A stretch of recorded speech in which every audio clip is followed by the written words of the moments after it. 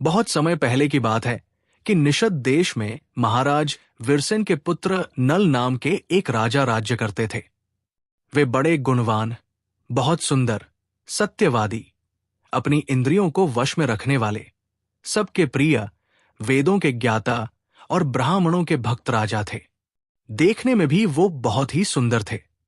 उनकी सेना भी बहुत बड़ी थी। वे स्वयं शस्त्र चलाने की विद्या में भी बहुत कुशल थे। वे एक वीर योद्धा, दयालु और बहुत शक्तिशाली भी थे। उस समय अच्छे घोड़ों को दौड़ाने में भी उनकी बराबरी करने वाला दूर दूर तक और कोई नहीं था।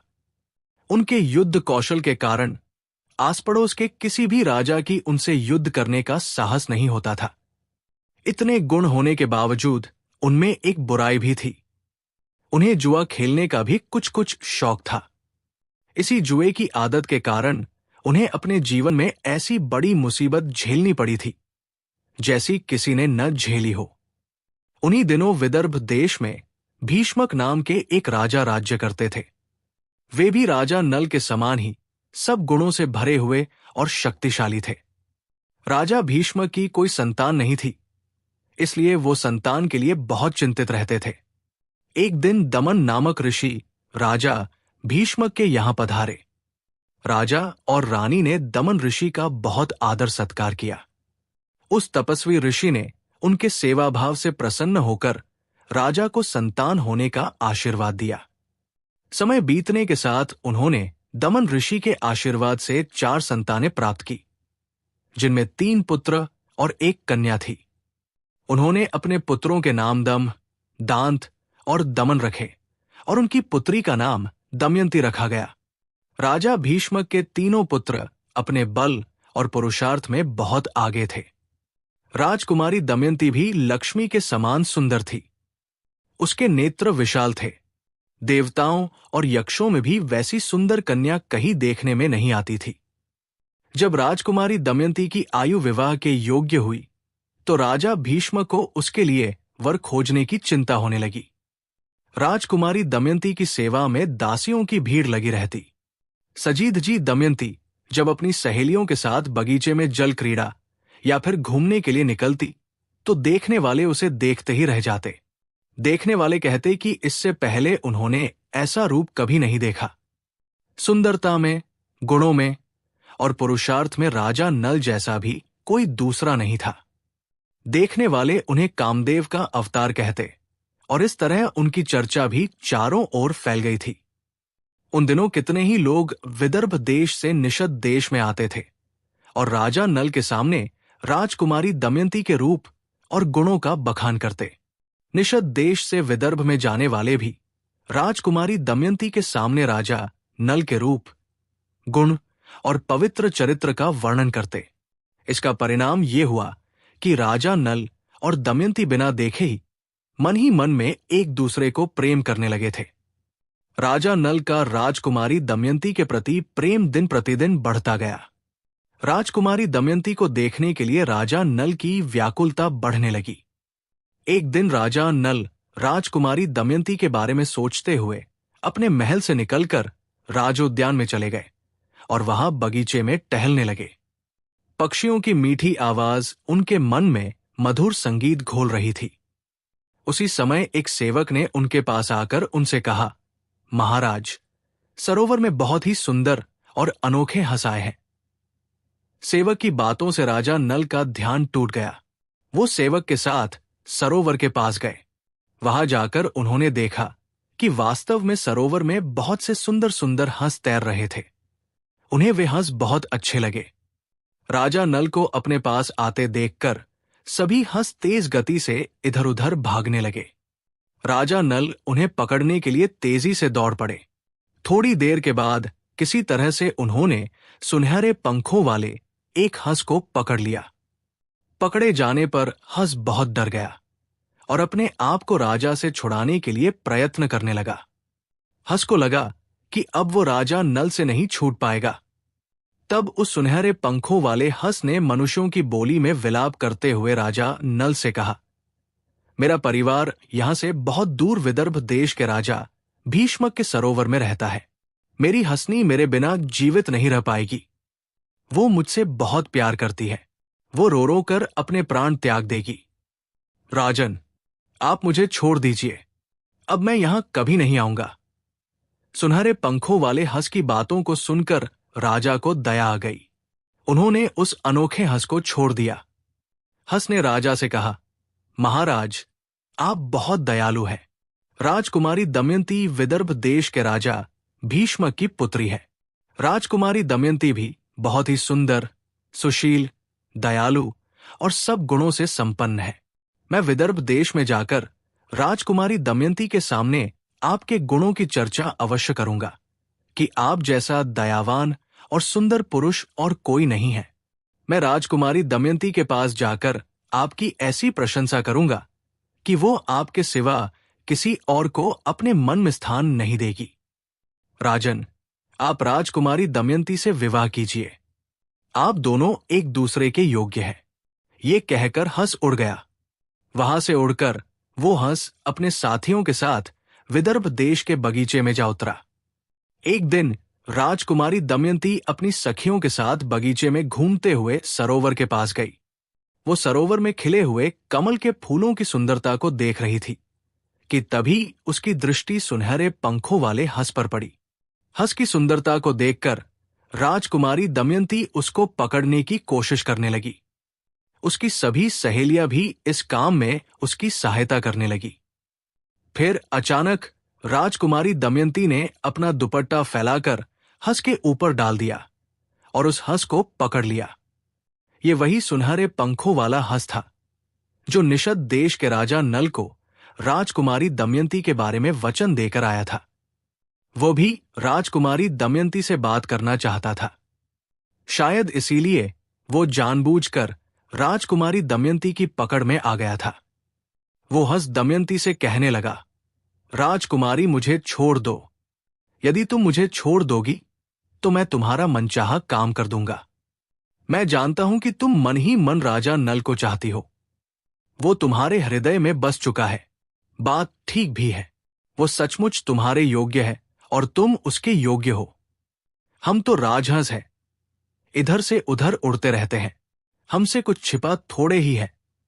हंस कहने लगा कि अरे दमयंती, मेरी सुंदरता तो निषद देश के राजा नल के सामने कुछ भी नहीं है। राजा नल बहुत ही सुंदर और गुणवान है। तुम्हें तो उनकी ओर खिंचना चाहिए। मनुष्यों में उनके समान सुंदर और कोई नहीं है। वो मानो साक्षात कामदेव है। यदि तुम राजा नल की पत्नी बन जाओ तो समझो कि तुम्हारा जन्म और रूप दोनों सफल हो गए। हम लोगों ने देवताओं, गंधर्वों, मनुष्यों, सर्पों और राक्षसों को घूम घूम कर देखा है। हमें राजा नल के समान सुंदर पुरुष कहीं भी देखने को नहीं मिला। जैसे तुम स्त्रियों में एक अनमोल रत्न हो, वैसे ही राजा नल पुरुषों के आभूषण है। उस हंस की बात को सुनकर राजकुमारी दमयंती बोली, राजा नल के विषय में तुम कैसे जानते हो? वो हंस राजकुमारी दमयंती से बोला, मैं कई देशों में घूमता रहता हूं, लेकिन राजा नल जैसा दयावान और सुंदर राजा मैंने कहीं नहीं देखा। आप दोनों की जोड़ी बहुत ही सुंदर लगेगी। तुम मुझे छोड़ दो तो मैं तुम दोनों की जोड़ी मिलाने में सहायता कर सकता हूं। उसके बाद राजकुमारी दमयंती ने इस दिव्य हंस को तुरंत छोड़ दिया। राजकुमारी दमयंती हंस की बात को सुनकर मन ही मन राजा नल के रूप की कल्पना कर उनसे प्रेम करने लगी।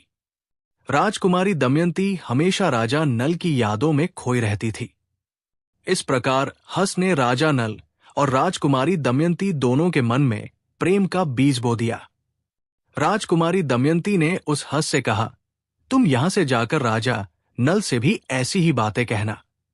इसके बाद वो हंस यहां से उड़कर फिर निषद देश में गया। उसने राजा नल को बताया कि जिस तरह आप दमयंती के लिए व्याकुल हैं, उसी तरह राजकुमारी दमयंती भी आपके लिए व्याकुल है। मैंने उसे आपके बारे में सब कुछ बता दिया है। वो भी केवल आपको चाहती है। अब आप जैसा उचित समझे वैसा करें। इस प्रकार उस हंस ने निषद देश में लौटकर राजा नल को राजकुमारी दमयंती का ये संदेश दे दिया। संदेश देने के बाद वो हंस उड़कर अपने दल में जा मिला। दूसरी ओर उस दिव्य हंस से राजा नल की प्रशंसा सुनकर राजकुमारी दमयंती की व्याकुलता बहुत बढ़ गई। वो उनसे और भी प्रेम करने लगी। राजकुमारी का लगाव इतना बढ़ गया कि वो रात दिन हर समय उनका ही ध्यान करती रहती। अब उसे न तो दिन में भूख लगती और न ही रात में नींद आती। राजकुमारी का शरीर कमजोर और दुबला हो गया। उसका सुंदर चेहरा पीला पड़ने लगा। अब वो न तो अच्छे कपड़े पहनती और न ही गहने। वो दुखी सी दिखने लगी। जब भी देखो वो हथेली पर सिर रखकर अपने आप में ही डूबी हुई कुछ सोचती रहती। वो अपनी सहेलियों से भी बातें न करती और लंबी सांसें लेती रहती। उसकी पलकें हमेशा भीगी रहती। राजकुमारी दमयंती की ऐसी दशा देखकर उसकी सहेलियों ने उसके मन की बात जाननी चाहिए, लेकिन वो उनसे कुछ नहीं बोलती।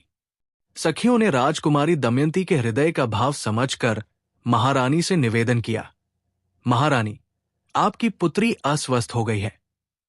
एक दिन विदर्भ नरेश अपने कमरे में राज्य से संबंधित कार्यों में व्यस्त थे।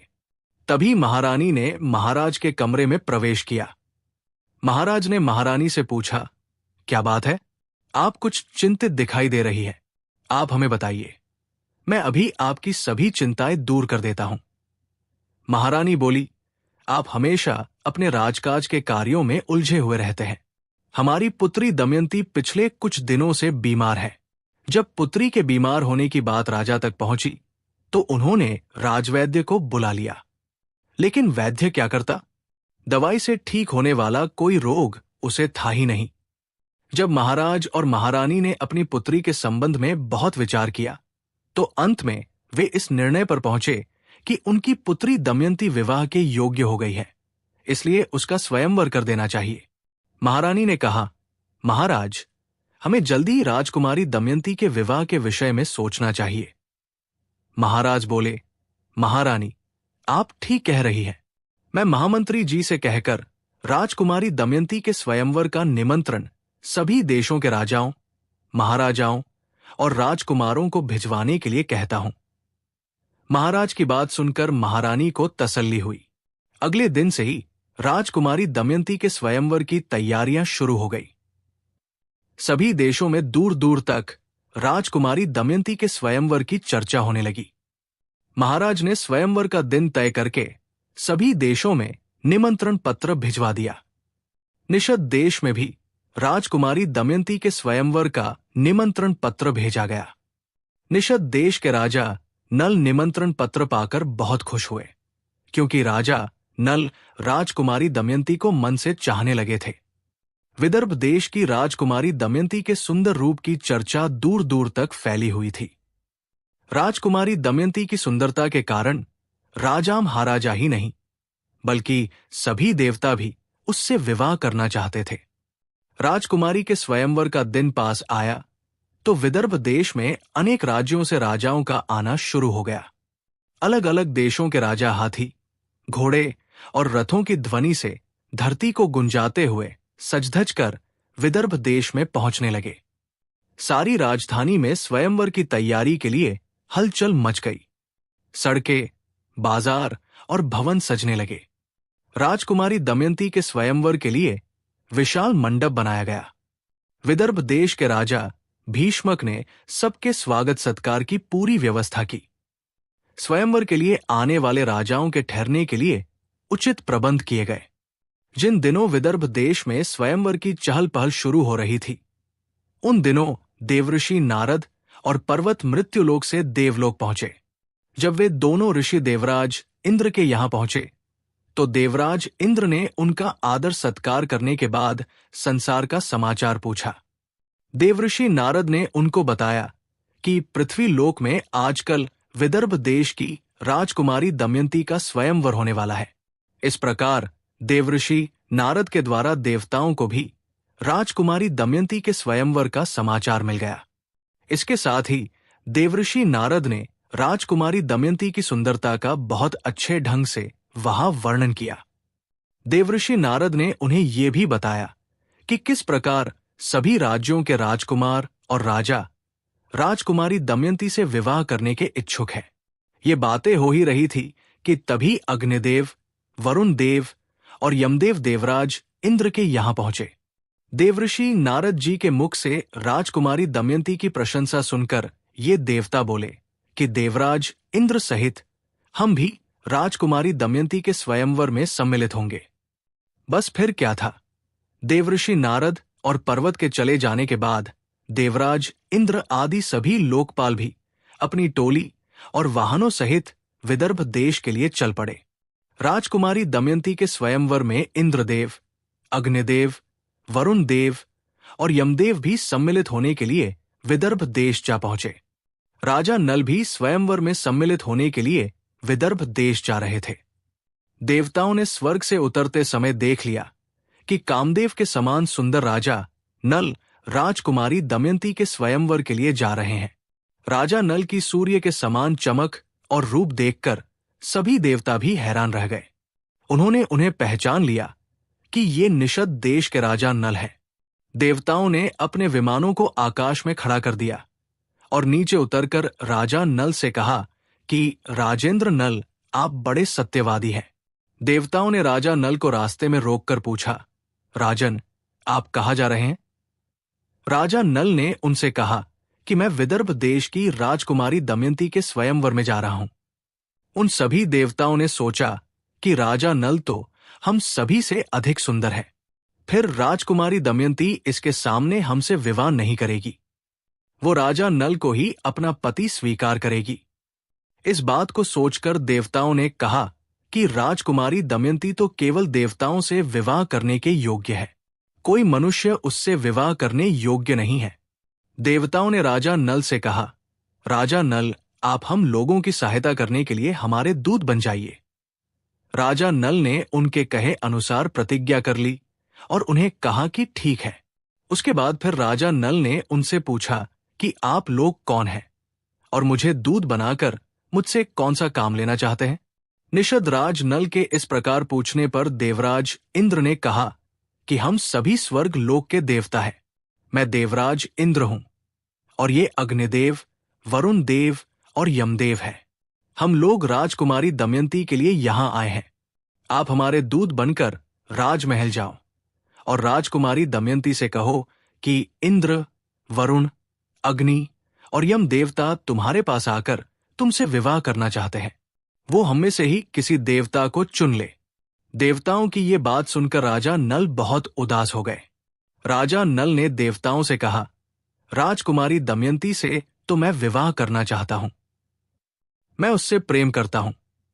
राजा नल ने दोनों हाथ जोड़कर कहा कि देवराज इंद्र, इसलिए आप मुझे दूत बनाकर वहां भेजें। ये उचित नहीं है। जिसकी किसी स्त्री को पत्नी के रूप में पाने की इच्छा हो चुकी हो, वो भला उसको कैसे छोड़ सकता है और उसके पास जाकर ऐसी बात कैसे कह सकता है? आप लोग कृपया इस विषय में मुझे क्षमा करें। देवताओं ने राजा नल से कहा, राजन, तुम पहले ही हम लोगों को वचन दे चुके हो कि मैं तुम्हारा काम करूंगा। अब तुम अपना वचन मत तोड़ो, इसलिए बिना देरी किए वहां चले जाओ। देवता क्रोधित होकर बोले, अगर तुम राजमहल नहीं गए तो तुम दोनों का बुरा होगा। राजा नल ने देवताओं से कहा, लेकिन मैं इतनी जल्दी वहां कैसे जा सकता हूं?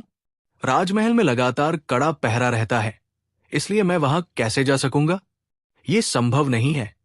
देवराज इंद्र ने कहा, राजन, आप वहां जा सकेंगे।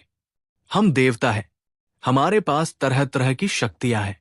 हमारी शक्तियों के प्रभाव से राजकुमारी दमयंती के भवन में प्रवेश करते समय राजमहल का कोई भी पहरेदार आपको देख नहीं सकेगा। आप सबको देख सकेंगे और राजकुमारी दमयंती भी आपको देख सकेगी। अब आप निश्चिंत होकर राजकुमारी के भवन में जाइए और हमारा संदेश राजकुमारी दमयंती को सुनाइए। देवराज इंद्र ने कहा कि अब आप अपनी आंखें बंद करो और जैसे ही आप अपनी आंखें खोलेंगे, आप अपने आप को राजकुमारी दमयंती के महल में पाएंगे। राजा नल ने अपनी आंखों को बंद किया। उसके बाद जैसे ही उन्होंने अपनी आंखों को खोला, उन्होंने खुद को राजकुमारी दमयंती के महल में पाया। राजा नल घूमते हुए राजमहल के बगीचे वाले सरोवर की तरफ बढ़े। उस सरोवर में राजा नल उसी हंस को अपनी हंसनी और पूरे परिवार के साथ देखकर बहुत प्रसन्न हुए। राजा नल को देखकर दासियों ने दौड़ते हुए जाकर राजकुमारी दमयंती को सूचना दी कि कोई राजकुमार अपने महल में आया है और वो सरोवर की तरफ बगीचे में घूम रहा है। राजकुमारी जी, आप वहां चलिए और देखिए। राजकुमारी दमयंती ने अपनी दासियों के साथ बाहर आकर उन्हें देखते ही पहचान लिया कि यही निषद देश के राजा नल हैं। उस दिव्य हंस के वर्णन के अनुसार सभी लक्षण इस व्यक्ति से मिलते थे। राजकुमारी दमयंती उनसे प्रेम करने लगी थी, इसीलिए राजा नल को देखते ही राजकुमारी दमयंती खुश हो गई। राजा नल भी राजकुमारी दमयंती को प्रेम भरी नजरों से देखकर प्रेम में डूब गए। उस दिव्य हंस के वर्णन के अनुसार राजा नल के सपनों की रानी राजकुमारी दमयंती उनके सामने खड़ी थी। ये कैसा समय था, ये कैसी दुविधा थी कि वे अपनी प्रिय से प्रेम का निवेदन भी नहीं कर सकते थे, क्योंकि वे तो देवताओं का संदेश लेकर राजकुमारी दमयंती को सुनाने के लिए आए थे। राजकुमारी दमयंती और उसकी सखिया भी उन्हें देखकर हैरान रह गई। वे सभी इस अत्यंत सुंदर पुरुष को देखकर मोहित हो गई और लज्जित होकर कुछ बोल न सकी। राजकुमारी दमयंती ने खुद को संभालकर राजा नल से कहा, वीर, तुम देखने में बड़े सुंदर और दोष रहित जान पड़ते हो। पहले अपना परिचय बताओ। तुम यहां किस उद्देश्य से आए हो और यहां आते समय पहरेदारों ने तुम्हें देखा क्यों नहीं? पहरेदारों से जरा भी चूक हो जाने पर मेरे पिता उन्हें बड़ा कड़ा दंड देते हैं। राजा नल ने कहा, कल्याणी, मैं निषद देश का राजा नल हूं। राजा नल ने अपने दिल पर पत्थर रखकर राजकुमारी दमयंती से कहा कि यहां आपके स्वयंवर में आने के लिए मैं भी आमंत्रित था। मार्ग में आते समय मुझे 4 देवता इंद्रदेव, अग्निदेव, वरुण देव और यमदेव मिले थे। ये चारों देवता तुम्हारे साथ विवाह करना चाहते हैं। उन्होंने संदेश भेजा है कि तुम राजमहल में जाकर राजकुमारी दमयंती से कहना कि वह मनुष्यों को नहीं, देवताओं को चुनने के योग्य है, इसलिए वो हम चारों देवताओं में से ही किसी एक देवता को चुने। उनका यही संदेश लेकर मैं तुम्हारे पास आया हूं। उन देवताओं की शक्तियों के प्रभाव से ही जब मैं तुम्हारे महल में प्रवेश करने लगा, तब मुझे कोई देख नहीं सका। मैंने देवताओं का भेजा हुआ संदेश तुम्हें कह दिया है। अब तुम्हारी जो इच्छा हो तुम वही करो। ये बात सुनते ही राजकुमारी दमयंती के मन को चोट लगी और उन्हें बहुत गुस्सा भी आया। राजकुमारी दमयंती ने कहा, मुझ पर किसी का अधिकार नहीं है और न ही मैं कोई राज्य हूं जिस पर शासन किया जा सकता है। विवाह कोई व्यापार नहीं है जो हर किसी के साथ किया जा सकता है। मैंने आपसे प्रेम किया है। मैं अपना सब कुछ आपको अर्पण कर चुकी हूं। मेरा विवाह केवल आपसे ही होगा, अन्यथा मैं कभी विवाह नहीं करूंगी। यदि आप मुझ दासी की प्रार्थना स्वीकार नहीं करेंगे तो मैं विष खाकर, आग में जलकर, पानी में डूबकर या फांसी लगाकर आपके लिए मर जाऊंगी। राजकुमारी दमयंती की ये बात सुनकर राजा नल बहुत प्रसन्न हुए। दमयंती की ये बात सुनकर उनका अशांत मन शांत हो गया। राजा नल ने कहा कि जब बड़े बड़े लोकपाल तुम्हारे प्रेम संबंध के इच्छुक हैं, तब तुम क्यों मुझ मनुष्य को चाह रही हो? मैं तो उन ऐश्वर्यशाली देवताओं के चरणों के समान भी नहीं हूं। हे सुंदरी, तुम अपना मन उन्हीं देवताओं में लगाओ। देवताओं को अप्रिय करने से मनुष्य की मृत्यु हो जाती है। तुम मेरी रक्षा करो और उन्हें चुन लो। राजा नल की बात सुनकर राजकुमारी दमयंती घबरा गई और उसके नेत्रों में आंसू आ गए। वो राजा नल से कहने लगी कि मैं सब देवताओं को प्रणाम करके आपको ही पति रूप में चुन रही हूं। मैं आपके सामने ये सत्य शपथ ले रही हूं। राजा नल ने कहा, ठीक है, तब तुम ऐसा ही करो, परंतु ये तो बताओ कि मैं यहां उनका दूत बनकर उनका संदेश पहुंचाने के लिए आया हूं। यदि इस समय मैं अपना स्वार्थ साधने लगूं तो कितनी बुरी बात है। मैं अपना स्वार्थ तो तभी देख सकता हूं यदि वो धर्म के विरुद्ध न हो। तुम्हें भी ऐसा ही करना चाहिए। राजकुमारी दमयंती ने भरे हुए गले से कहा कि नरेश्वर, इसके लिए मेरे पास एक दोष रहित उपाय है। उस उपाय के अनुसार काम करने पर आपको कोई दोष नहीं लगेगा। वो उपाय ये है कि आप लोकपालों के साथ स्वयंवर मंडप में आए। मैं उन चारों देवताओं के सामने ही आपको चुन लूंगी। तब आपको इसका कोई दोष नहीं लगेगा। अब राजा नल देवताओं के पास आए। देवताओं के पूछने पर उन्होंने कहा कि मैं आप लोगों की आज्ञा से राजकुमारी दमयंती के महल में गया। उनके महल के बाहर पहरेदार पहरा दे रहे थे, परंतु उन्होंने आप लोगों की शक्तियों के प्रभाव से मुझे नहीं देखा। वहां मुझे केवल राजकुमारी दमयंती और उसकी सखियों ने देखा। मैंने राजकुमारी दमयंती के सामने आप लोगों के संदेश का वर्णन किया, परंतु वह तो आप लोगों को न चाहकर मुझे ही चुनने पर तुली हुई है। उसने कहा है कि सब देवता आपके साथ स्वयंवर सभा में आए। मैं उनके सामने ही आपको चुन लूंगी। इसमें आपको कोई दोष नहीं लगेगा। मैंने आप लोगों के सामने सब बातें कह दी हैं। अंतिम निर्णय आप लोग ही करें।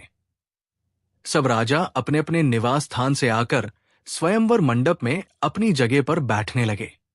पूरी सभा राजाओं से भर गई। इसके बाद राजा नल भी स्वयंवर समारोह में शामिल हो गए। स्वयंवर समारोह स्थल की सजावट अनोखी थी। कई देशों के राजा महाराजा राजकुमारी दमयंती के इस विवाह समारोह में पधारे थे। प्रजाजनों की भीड़ भी इकट्ठा हो चुकी थी। वहां उपस्थित हर कोई चाहता था कि वरमाला उसी के गले में पड़े। तय समय पर वहां बहुत सुंदर राजकुमारी दमयंती ने अपने हाथों में वरमाला लिए अपनी सखियों के साथ स्वयंवर समारोह में प्रवेश किया। वधू के वेश में राजकुमारी दमयंती की सुंदरता को देखकर सभी राजा महाराजा सुन्न रह गए। राजकुमारी दमयंती धीरे धीरे अपने हाथों में वरमाला लेकर आगे बढ़ने लगी।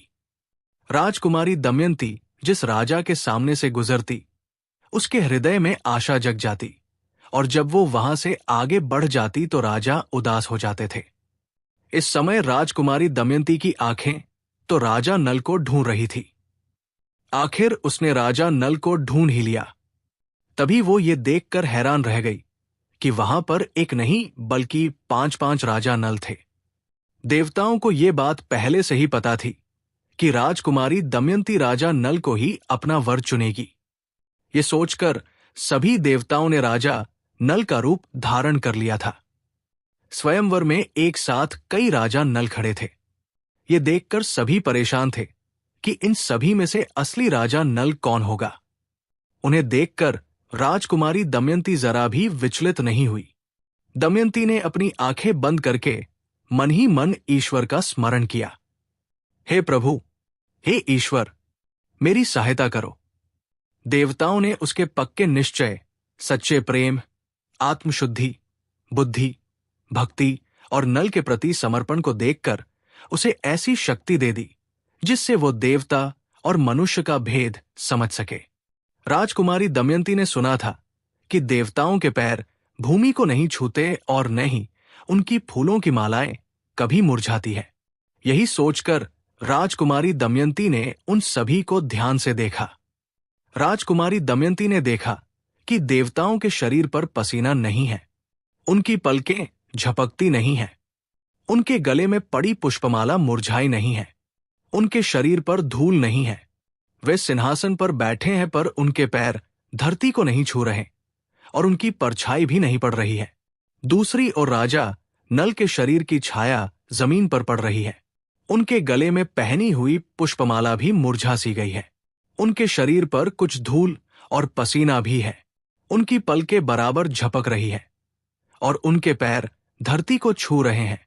राजकुमारी दमयंती ने इन लक्षणों से देवताओं और असली राजा नल को पहचान लिया। दमयंती ने धीरे से राजा नल के पास जाकर उनके गले में वरमाला डाल दी। राजकुमारी दमयंती ने कुछ शर्माकर घूंघट कर लिया और राजा नल के गले में वरमाला डाल दी। सभी देवता और महर्षि प्रशंसा करने लगे। राजकुमारी दमयंती सभी देवताओं को हाथ जोड़कर बोली, हे देवजनों, मैं पहले से ही राजा नल को चुन चुकी थी। आप सब हमें अपना आशीर्वाद दें। ये देखकर सभी देवताओं ने राजा नल और दमयंती का सत्कार किया और आशीर्वाद दिया। उन्होंने राजा नल को 8 वरदान दिए। देवराज इंद्र ने कहा कि राजा नल, तुम्हें यज्ञ में मेरा दर्शन होगा और उत्तम गति मिलेगी। अग्निदेव ने कहा कि जहां तुम मेरा स्मरण करोगे मैं वहीं प्रकट हो जाऊंगा और तुम्हें मेरे ही समान प्रकाश में लोक प्राप्त होंगे। यमराज ने कहा कि तुम्हारी बनाई हुई रसोई बहुत स्वादिष्ट होगी और तुम अपने धर्म में पक्के रहोगे। वरुण देव ने कहा कि जहां तुम चाहोगे वही जल प्रकट हो जाएगा। तुम्हारी माला उत्तम खुशबू से भरी रहेगी।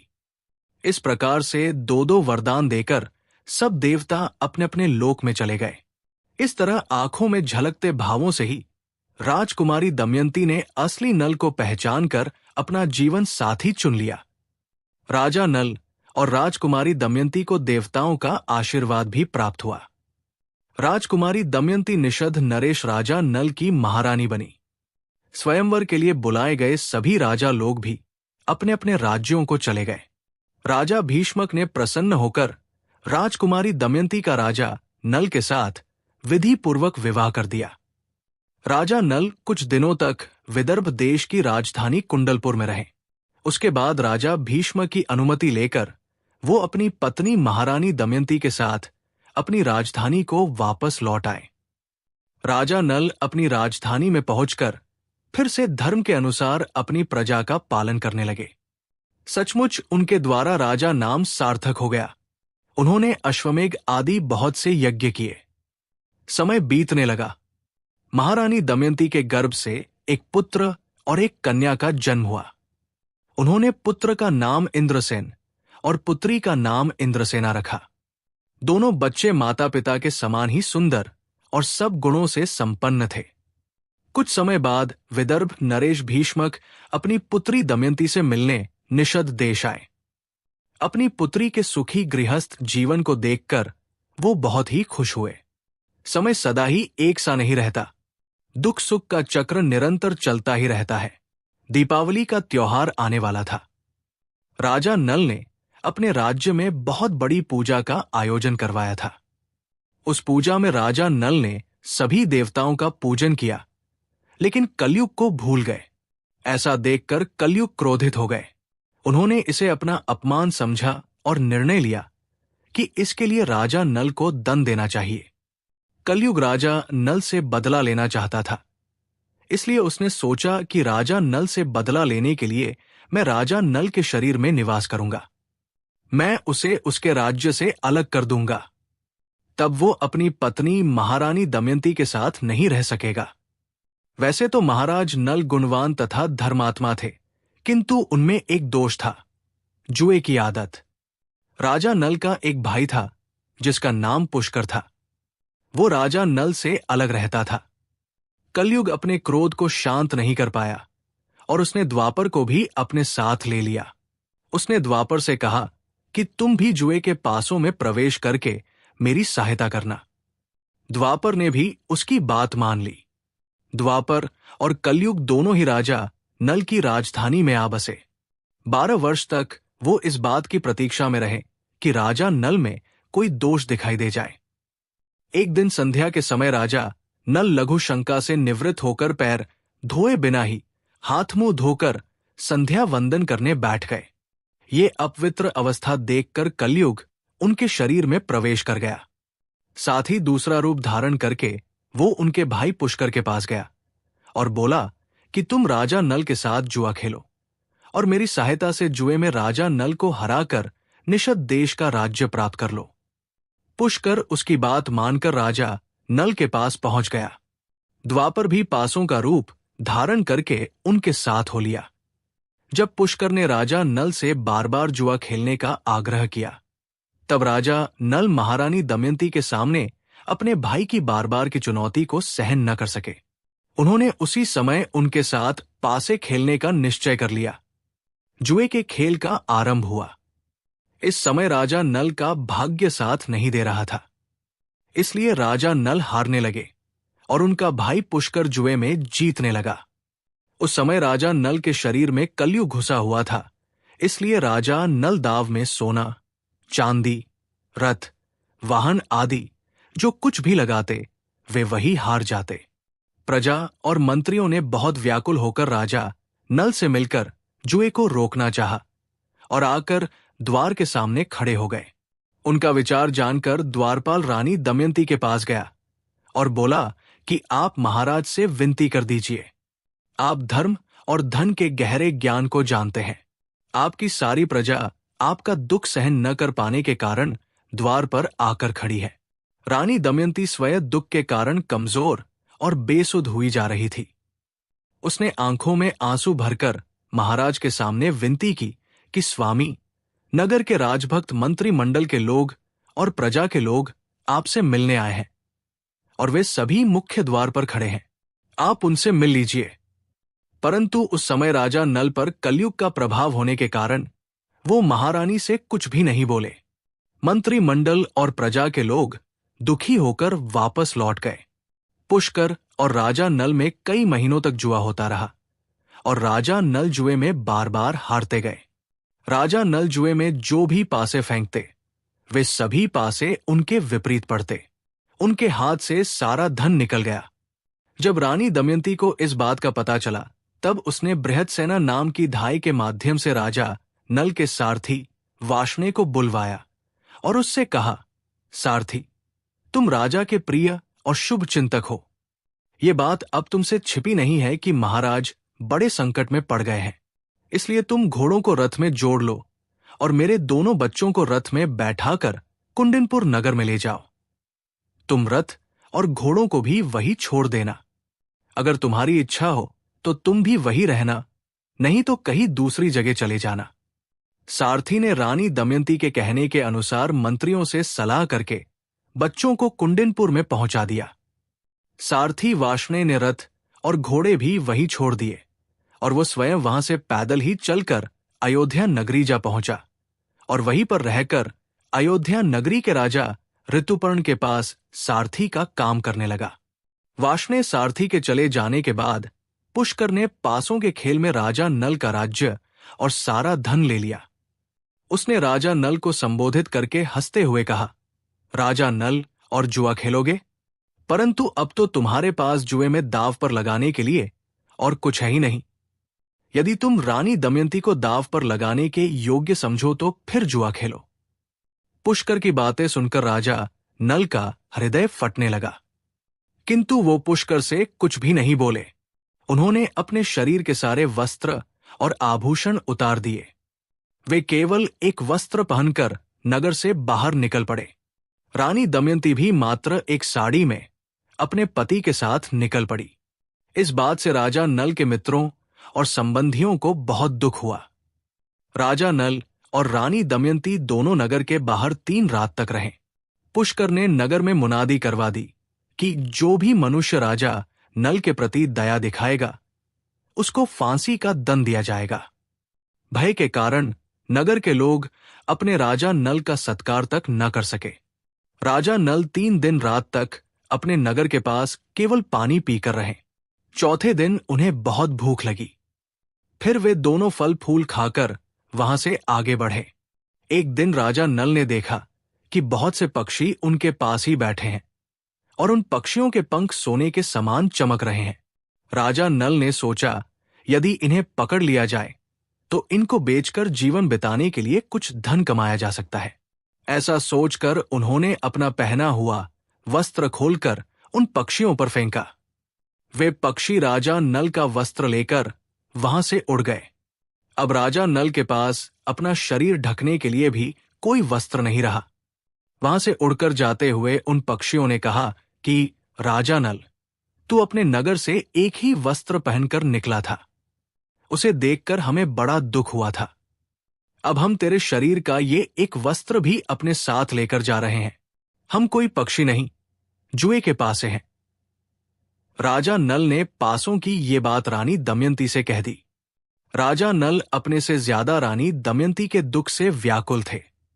जंगल में राजा नल और रानी दमयंती भूख और प्यास से व्याकुल हो रहे थे।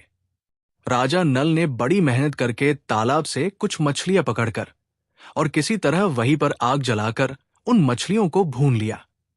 मछलियों को आग में भूनने से उनमें राख लग गई। राजा नल रानी दमयंती से बोले, तुम यहीं ठहरो, इन मछलियों को राख लगी हुई है, मैं इन मछलियों को तालाब से धोकर लाता हूं, तब हम इन्हें खाएंगे। जैसे ही राजा नल मछलियों को पानी में धोने लगे, वैसे ही सारी मछलियां पानी में बह गई। राजा नल उन मछलियों को सिर्फ देखते ही रह गए। राजा नल अपने साथ होने वाली इन सभी घटनाओं को देखकर निराश हो रहे थे। वो मन ही मन सोचने लगे कि आखिर मेरे साथ ये सब क्यों हो रहा है। हे भगवान, मुझे कुछ भी समझ में नहीं आ रहा कि अब मैं क्या करूं। मैं अकेले होता तो सब सहन कर लेता, लेकिन इस सुकुमारी दमयंती का दुख मुझसे देखा नहीं जा रहा।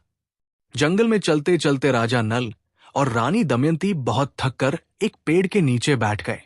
दोनों एक ही वस्त्र से अपना शरीर छिपाए हुए थे। रानी दमयंती को थकावट और भूख के कारण नींद आ गई। राजा नल ने सोचा कि रानी दमयंती को मेरे कारण ये सब इतना दुख सहन करना पड़ रहा है। इसके बाद राजा नल ने कहा, प्रिय, तुम देख रही हो, यहां बहुत से मार्ग हैं। एक मार्ग अवंती की ओर जाता है, दूसरा मार्ग ऋक्षवान पर्वत पर होकर दक्षिण देश को जाता है। सामने विंध्याचल पर्वत है। ये पयोष्णी नदी समुद्र में मिलती है। ये महर्षियों के आश्रम है। सामने का रास्ता विदर्भ देश को जाता है और ये कोसल देश का मार्ग है। इस प्रकार राजा नल दुख और शोक से भरकर बड़ी सावधानी के साथ रानी दमयंती को अलग अलग मार्ग और आश्रमों के बारे में बताने लगे।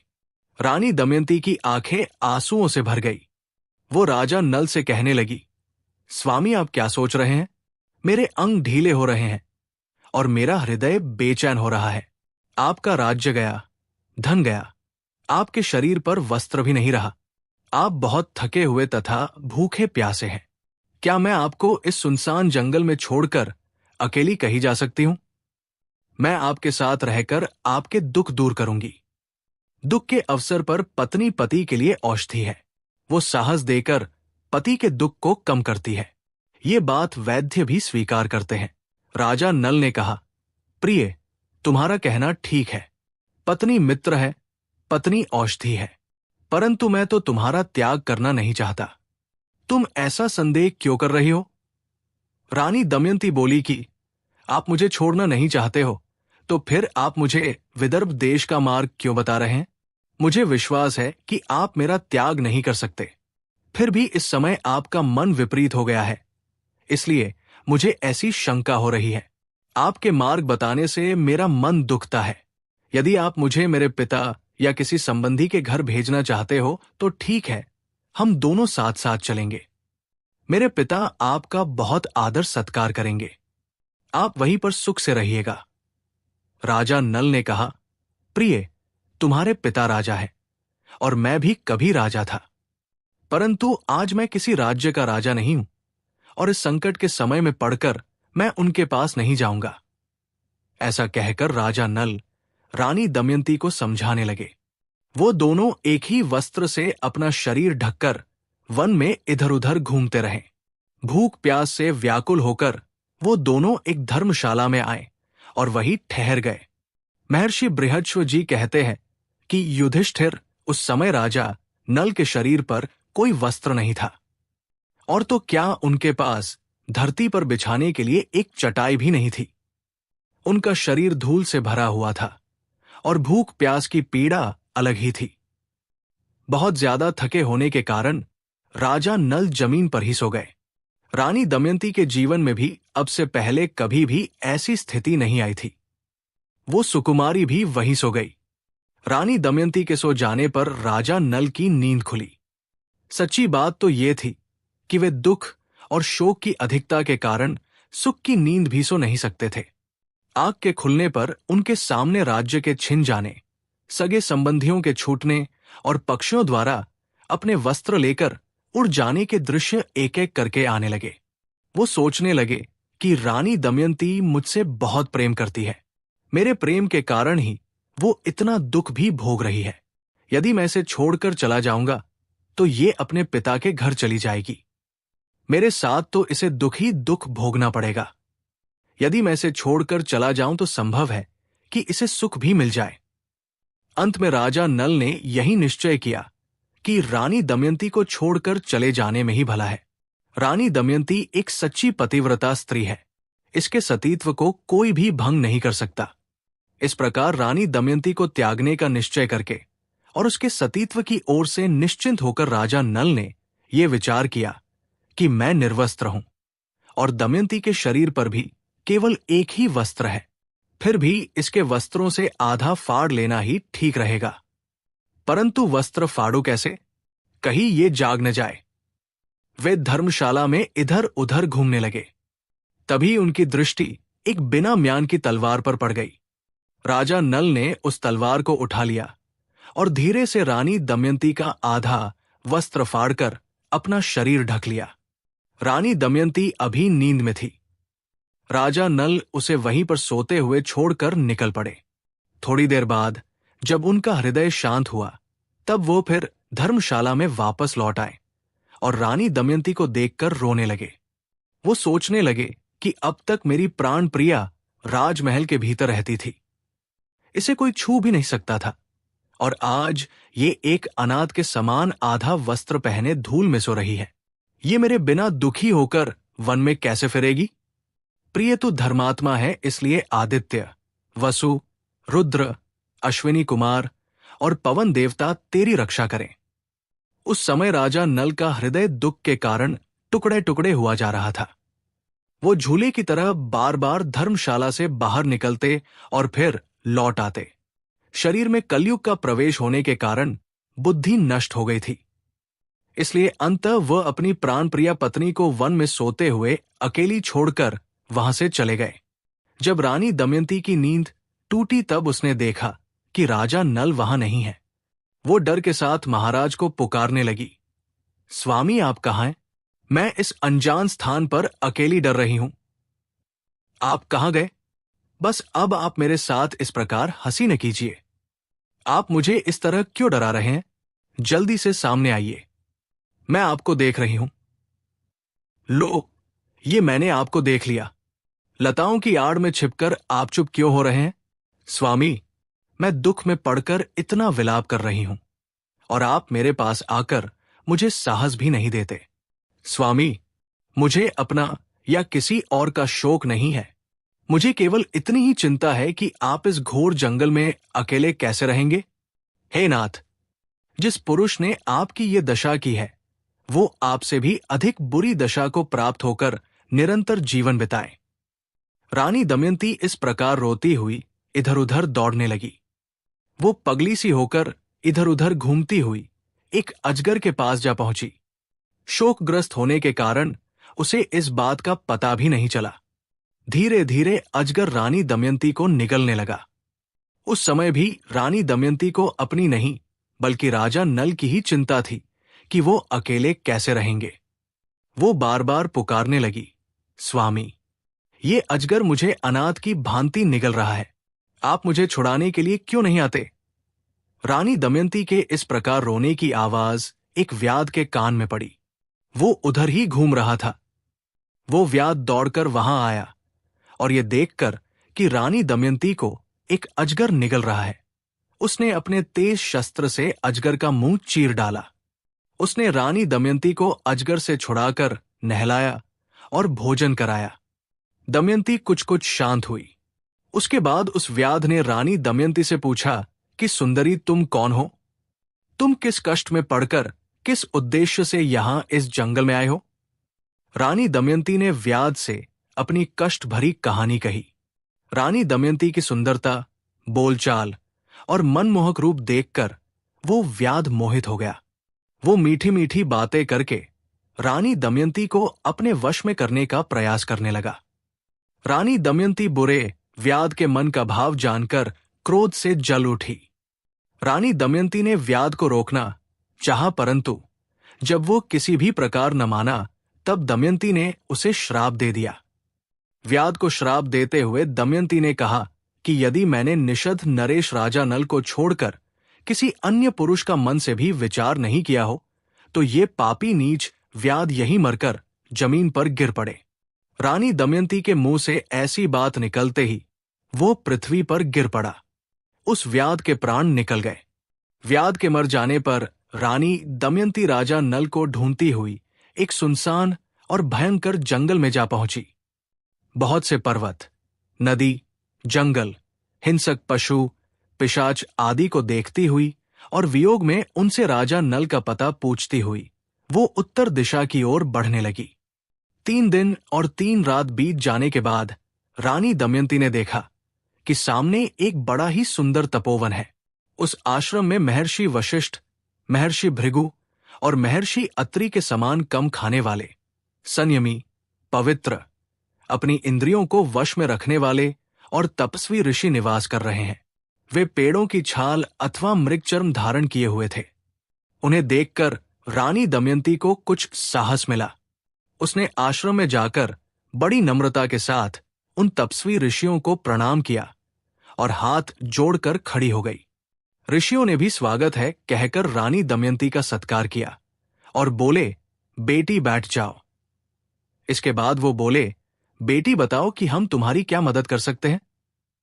रानी दमयंती ने एक भद्र महिला के समान उनसे पूछा कि आपकी तपस्या, अग्नि, धर्म और पशु पक्षी तो कुशल से हैं, आपके धर्माचरण में कोई बाधा तो नहीं पड़ती। ऋषियों ने कहा, कल्याणी, हम तो सब प्रकार से कुशल हैं। तुम कौन हो और यहां किस उद्देश्य से आए हो? आपको देखकर हमें बड़ा आश्चर्य हो रहा है। क्या तुम किसी वन, पर्वत या फिर नदी की देवी हो? रानी दमयंती ने कहा, महात्माओं, मैं कोई देवी देवता नहीं, एक साधारण मनुष्य स्त्री हूं। मैं विदर्भ नरेश राजा भीष्म की पुत्री हूं और बुद्धिमान, यशस्वी एवं वीर विजय निषद नरेश महाराज नल मेरे पति हैं। धोखे के जुए के विशेषज्ञ एवं बुरे पुरुषों ने मेरे धर्मात्मा पति को जुआ खेलने के लिए उकसाकर उनका राज्य और धन ले लिया है। मैं उन्हीं की पत्नी दमयंती हूं। संयोगवश वे मुझसे बिछड़ गए हैं। मैं उन्हीं वीर, शस्त्र विद्या में कुशल एवं महात्मा पतिदेव को ढूंढने के लिए वन वन भटक रही हूं। यदि मैं उन्हें जल्दी नहीं देख पाऊंगी तो जीवित नहीं रह सकूंगी। उनके बिना मेरा जीवन बेकार है। उनके वियोग के दुख को मैं कब तक सह सकूंगी? उसकी बात सुनकर उन तपस्वियों ने कहा कि कल्याणी, हम अपनी तप से शुद्ध हुई दृष्टि से देख रहे हैं कि तुम्हें आगे बहुत सुख मिलेगा और थोड़े ही दिनों में तुम्हें राजा नल के दर्शन होंगे। धर्मात्मा निषद नरेश थोड़े ही दिनों में समस्त दुखों से छूटकर वापस धनवान निषद देश पर राज्य करेंगे। उनके शत्रु भयभीत होंगे, मित्र सुखी होंगे और परिवार के लोग उन्हें अपने बीच में पाकर बहुत आनंदित होंगे। इस प्रकार कहकर वे सब तपस्वी अपने आश्रम के साथ गायब हो गए। ये आश्चर्य की घटना देखकर रानी दमयंती दंग रह गई। वो सोचने लगी कि यहो, मैंने क्या ये स्वप्न देखा है? मेरे सामने ये कैसी घटना हो गई? वे तपस्वी, आश्रम, पवित्र नदी, फल और फूलों से लदे हरे भरे पेड़ एक पल में ही कहां चले गए? रानी दमयंती फिर से उदास हो गई। उसका मुख मुरझा गया। वहां से चलकर रोती हुई रानी दमयंती एक अशोक पेड़ के पास पहुंची। उसकी आंखों से लगातार आंसू बह रहे थे। उसने अशोक पेड़ से कहा कि शोक रहित अशोक, तू मेरा शोक मिटा दे। क्या तूने कहीं राजा नल को शोक रहित देखा है? अशोक, तू अपने शोक नाशक नाम को सार्थक कर। रानी दमयंती ने अशोक पेड़ की परिक्रमा की और फिर वो वहां से आगे बढ़ गई। भयंकर जंगल में अनेक पेड़, गुफा, पर्वतों के शिखर और नदियों के आसपास अपने पतिदेव को ढूंढती हुई रानी दमयंती बहुत दूर निकल गई। रास्ते में जाते हुए वहां उसने देखा कि बहुत से हाथी, घोड़ों और रथों के साथ व्यापारियों का एक दल आगे बढ़ रहा है। व्यापारियों के मुखिया से बातचीत करके और ये जानकर कि ये व्यापारी राजा सुबाहु के राज्य चेदी देश में जा रहे हैं, रानी दमयंती उनके साथ हो गई। उसके मन में अपने पति के दर्शन की इच्छा बढ़ती ही जा रही थी। कई दिनों तक चलने के बाद वे व्यापारी एक भयंकर जंगल में पहुंचे। वहां एक बड़ा ही सुंदर सरोवर था। लंबी यात्रा के कारण सब लोग थक गए थे, इसलिए उन लोगों ने वही पड़ाव डाल दिया। वो स्थान व्यापारियों के लिए सही नहीं था। रात के समय जंगली हाथी व्यापारियों के साथियों पर टूट पड़े और उस भगदड़ में सब के सब व्यापारी नष्ट हो गए। शोर सुनकर रानी दमयंती की नींद खुली। वो इस भारी विनाश का दृश्य देखकर पगली सी हो गई। उसने पहले कभी ऐसी घटना नहीं देखी थी। वो डरकर वहां से भाग निकली और जहां कुछ उस विनाश से बचे हुए मनुष्य खड़े थे वहां जा पहुंची। उसके बाद रानी दमयंती उन वेदों के ज्ञाता और संयमी ब्राह्मणों के साथ, जो उस विनाश से बच गए थे, शरीर पर आधा वस्त्र धारण किए चलने लगी और शाम के समय चेदी नरेश राजा सुबाहु की राजधानी में जा पहुंची। जिस समय रानी दमयंती राजधानी के मुख्य मार्ग पर चल रही थी, उस समय उन्हें देखकर वहां के नागरिकों ने यही समझा कि ये कोई पगली स्त्री है। वहां के छोटे छोटे बच्चे उसके पीछे लग गए और उसे तंग करने लगे। रानी दमयंती चलते चलते राजमहल के पास जा पहुंची। उस समय राजमाता राजमहल की खिड़की में बैठी हुई थी। उन्होंने बच्चों से घिरी रानी दमयंती को देखकर धाय से कहा कि अरी, देख तू, ये स्त्री बड़ी दुखी मालूम पड़ती है। शायद ये अपने रहने के लिए कोई सहारा ढूंढ रही है। ये बच्चे उसे परेशान कर रहे हैं। तू जा और इसे मेरे पास राजमहल में ले आ। ये स्त्री सुंदर तो इतनी है कि मानो मेरे महल को भी अपनी सुंदरता से चमका देगी। उस धाय ने राजमाता की आज्ञा का पालन किया। उसके बाद रानी दमयंती राजमहल में आ गई। राजमाता ने दमयंती का सुंदर शरीर देखकर पूछा कि देखने में तो तुम दुखी जान पड़ती हो, तो भी तुम्हारा शरीर इतना चमक वाला कैसे है? बताओ, तुम कौन हो, किसकी पत्नी हो, और तुम अपनी इस असहाय स्थिति में भी किसी से डरती क्यों नहीं हो? रानी दमयंती ने कहा कि मैं एक पतिव्रता नारी हूं और मैं हूं तो ऊंचे कुल की, परंतु एक दासी का काम करती हूं। मैं राजमहल के भीतर रह चुकी हूं। मैं कहीं भी रह जाती हूं और फल फूल खाकर दिन बिता देती हूं। मेरे पतिदेव बहुत गुणी हैं और मुझसे प्रेम भी करते हैं। मेरे दुर्भाग्य की बात है कि वे बिना मेरे किसी अपराध के ही रात के समय मुझे सोती हुई छोड़कर न जाने कहां चले गए। मैं रात दिन अपने पति को ढूंढती और उनके वियोग में जलती रहती हूं।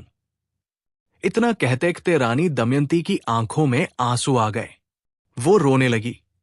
दमयंती के दुख भरे रोने से राजमाता का हृदय भर आया। वे दमयंती से कहने लगी कि कल्याणी, मुझे तुमसे स्वाभाविक ही प्रेम हो रहा है और तुमसे एक अपनापन सा लगता है। तुम मेरे पास यहां राजमहल में ही रहो। मैं तुम्हारे पति को ढूंढने का काम करूंगी। जब वे आए तब तुम उनसे यही मिलना। दमयंती ने राजमाता से कहा कि माताजी, मैं एक शर्त पर आपके घर रह सकती हूं। मैं कभी किसी का जूठा भोजन नहीं खाऊंगी, किसी के पैर नहीं धोऊंगी और पराया पुरुष के साथ किसी प्रकार भी बातचीत नहीं करूंगी। यदि कोई पुरुष मुझसे अभद्रता करे तो आपको उसे उचित दंड देना होगा। उसके बार बार ऐसा करने पर उसे मृत्युदंड भी देना होगा। मैं अपने पति को ढूंढने के लिए ब्राह्मणों से बातचीत करती रहूंगी। महारानी, यदि आप मेरी ये शर्त स्वीकार करें तब तो मैं यहां रह सकती हूं, अन्यथा नहीं। राजमाता दमयंती के नियमों को सुनकर बहुत प्रसन्न हुई और उन्होंने दमयंती से कहा, बेटी, तुम बिल्कुल भी चिंता मत करो, ऐसा ही होगा। उसके बाद उन्होंने अपनी पुत्री राजकुमारी सुनंदा को बुलाया और कहा, बेटी देखो, तुम इस दासी को देवी समझना। ये उम्र में लगभग तुम्हारे बराबर की है, इसलिए इसे अपनी सखी के समान राजमहल में रखो और प्रसन्नता से इसके साथ रहो। राजकुमारी सुनंदा प्रसन्नता के साथ दमयंती को अपने महल में ले गई। रानी दमयंती अपनी इच्छानुसार अपने नियमों का पालन करती हुई राजमहल में रहने लगी। दूसरी ओर जब राजा नल रानी दमयंती को सोते हुए छोड़कर जिस रास्ते से जा रहे थे, वहां घना जंगल था। उन्होंने देखा कि उस जंगल में बहुत भयानक आग लगी है। राजा नल ये देखकर कुछ रुक गए। तभी उनके कानों में एक आवाज आई, हे राजा नल, जल्दी दौड़ो और मुझे बचाओ। राजा नल जल्दी से उस ओर चल पड़े जिस ओर से वो आवाज आई थी। वहां जाकर उन्होंने देखा कि एक नाग उस भयानक आग में फंसा हुआ था। वो नाग उस आग से निकलने की बहुत कोशिश कर रहा था, लेकिन वो आग से बाहर निकल नहीं पा रहा था। उस नाग को इस स्थिति में तड़पते देखकर राजा नल को उस पर दया आ गई। राजा नल ने कहा, नागराज, तुम डरो मत। उसके बाद वो दौड़कर उस आग में घुस गए और वहां उन्होंने देखा कि नागराज करकोटक कुंडली मारकर पड़ा हुआ है। उसने हाथ जोड़कर राजा नल से कहा, राजन, मैं कर्कोटक नाम का सर्प हूं। मैंने महातेजस्वी ऋषि नारद को धोखा दिया था, जिसके कारण उन्होंने मुझे शाप दे दिया कि जब तक राजा नल तुम्हें न उठाएं तब तक यही पड़ा रहे। उनके उठाने पर तू इस शाप से छूट जाएगा। उनके शाप के कारण मैं यहां से एक कदम भी हिल डुल नहीं सकता। हे राजन, तुम इस शाप से मेरी रक्षा करो। मैं तुम्हें तुम्हारे हित की बात बताऊंगा और तुम्हारा मित्र बन जाऊंगा। तुम मेरे भार से मत डरो, मैं अभी हल्का हो जाता हूं। उसके बाद वो अंगूठे के बराबर हो गया। राजा नल उसे उठाकर आग से बाहर ले आए। नागराज कर्कोटक ने कहा, राजन, तुम मुझे अभी जमीन पर न डालो और मुझे उठाकर कुछ कदमों तक गिनती करते हुए चलो। उसकी बात मानकर राजा नल अपने कदमों की गिनती करते हुए चलने लगे। जैसे ही राजा नल ने जमीन पर अपना 10वां कदम रखा और अपने मुख से 10 कहा, उसी समय कर्कोटक नाग ने उन्हें डस लिया। राजा नल चौंक कर बोले, लगता है ये मेरा अंत था। अब मैं अपने जीवन में किसी को देख भी नहीं पाऊंगा और इस जंगल में ही मर जाऊंगा। तभी नागराज कर्कोटक ने कहा, राजन, तुम चिंता मत करो, तुम्हें कुछ भी नहीं होगा। मैंने तुम्हारी दया की परीक्षा ली है और तुम इस परीक्षा में सफल हुए हो। नागराज कर्कोटक के डसते ही राजा नल का असली रूप बदल गया और इसके बाद नागराज कर्कोटक भी अपने रूप में आ गया। नागराज कर्कोटक ने आश्चर्यचकित होकर राजा नल की ओर देखते हुए उससे कहा कि राजन, कलयुग ने तुम्हें बहुत दुख दिया है और अब मेरे विष के प्रभाव से वो तुम्हारे शरीर में बहुत दुखी रहेगा। तुमने मेरी रक्षा की है, अब तुम्हें हिंसक पशु, पक्षी, शत्रु और ब्राह्मणों के शाप आदि से भी कोई भय नहीं रहेगा। अब तुम पर किसी भी विष का कोई प्रभाव नहीं होगा और युद्ध में हमेशा तुम्हारी ही जीत होगी। तुम्हें कोई पहचान न सके इसलिए मैंने तुम्हारा पहले वाला रूप बदल दिया है। राजन, तुम्हारे इस सुंदर रूप रंग को देखकर कोई भी तुम्हें एक राजवंशी समझकर काम नहीं देता, लेकिन अब तुम्हारे इस कोयल की तरह काले रंग को देखकर कोई भी तुम्हें अपने यहां काम पर रख लेगा। राजन, अभी तुम्हें इस रूप की सख्त जरूरत है। अब तुम अपना नाम राजा नल से बदलकर बाहुक रख लो और जुए के खेल में कुशल राजा ऋतुपर्ण की नगरी अयोध्या जाओ। वहां जाकर तुम उन्हें घोड़ों की विद्या बताना और इसके बदले में वह तुम्हें जुए का रहस्य बता देंगे तथा तुम्हारे बहुत अच्छे मित्र भी बन जाएंगे। जुए का रहस्य जान लेने पर तुम्हारी पत्नी, पुत्री, पुत्र, राज्य सब कुछ तुम्हें वापस मिल जाएगा। इसके बाद नागराज कर्कोटक ने राजा नल को 2 दिव्य वस्त्र देते हुए कहा कि राजन, तुम जब भी अपने असली रूप को धारण करना चाहो तब मेरा स्मरण करना और मेरे दिए हुए इन वस्त्रों को धारण कर लेना। इसके बाद तुम्हें तुम्हारा असली रूप मिल जाएगा। ये कहकर नागराज कर्कोटक वही ओझल हो गया। नागराज कर्कोटक के कहे अनुसार राजा नल वहां से चलकर 10वें दिन राजा ऋतुपर्ण की राजधानी अयोध्या नगरी में पहुंच गए। उन्होंने वहां राज दरबार में निवेदन किया कि मेरा नाम बाहुक है और मैं घोड़ों को चलाने तथा उन्हें तरह तरह की चालें सिखाने का काम करता हूं। घोड़ों की विद्या में मेरे जैसा निपुण इस समय धरती पर और कोई नहीं है। धन संबंधी तथा अन्य गंभीर समस्याओं पर भी मैं अच्छी राय देता हूं और रसोई बनाने में भी मैं बहुत ही चतुर हूं। हाथ की कारीगरी के सभी काम तथा दूसरे भी कठिन कामों को करने का मैं प्रयास करूंगा। आप मेरी जीविका निश्चित करके मुझे काम पर रख लीजिए। राजा ऋतुपर्ण ने कहा कि बाहुक, तुम भले आए, तुम्हारे जिम्मे ये सभी काम रहेंगे, परंतु मैं तेज चलने वाली सवारी को विशेष पसंद करता हूं। इसलिए तुम ऐसा परिश्रम करो कि मेरे घोड़ों की चाल बहुत तेज हो जाए। मैं तुम्हें अश्वशाला का प्रधान बनाता हूं। तुम्हें हर महीने सोने की 10,000 स्वर्ण मोहरें मिला करेंगी। इसके अतिरिक्त वाष्णे, जो कि राजा नल का पुराना सारथी था, और जीवल हमेशा तुम्हारे पास उपस्थित रहेंगे।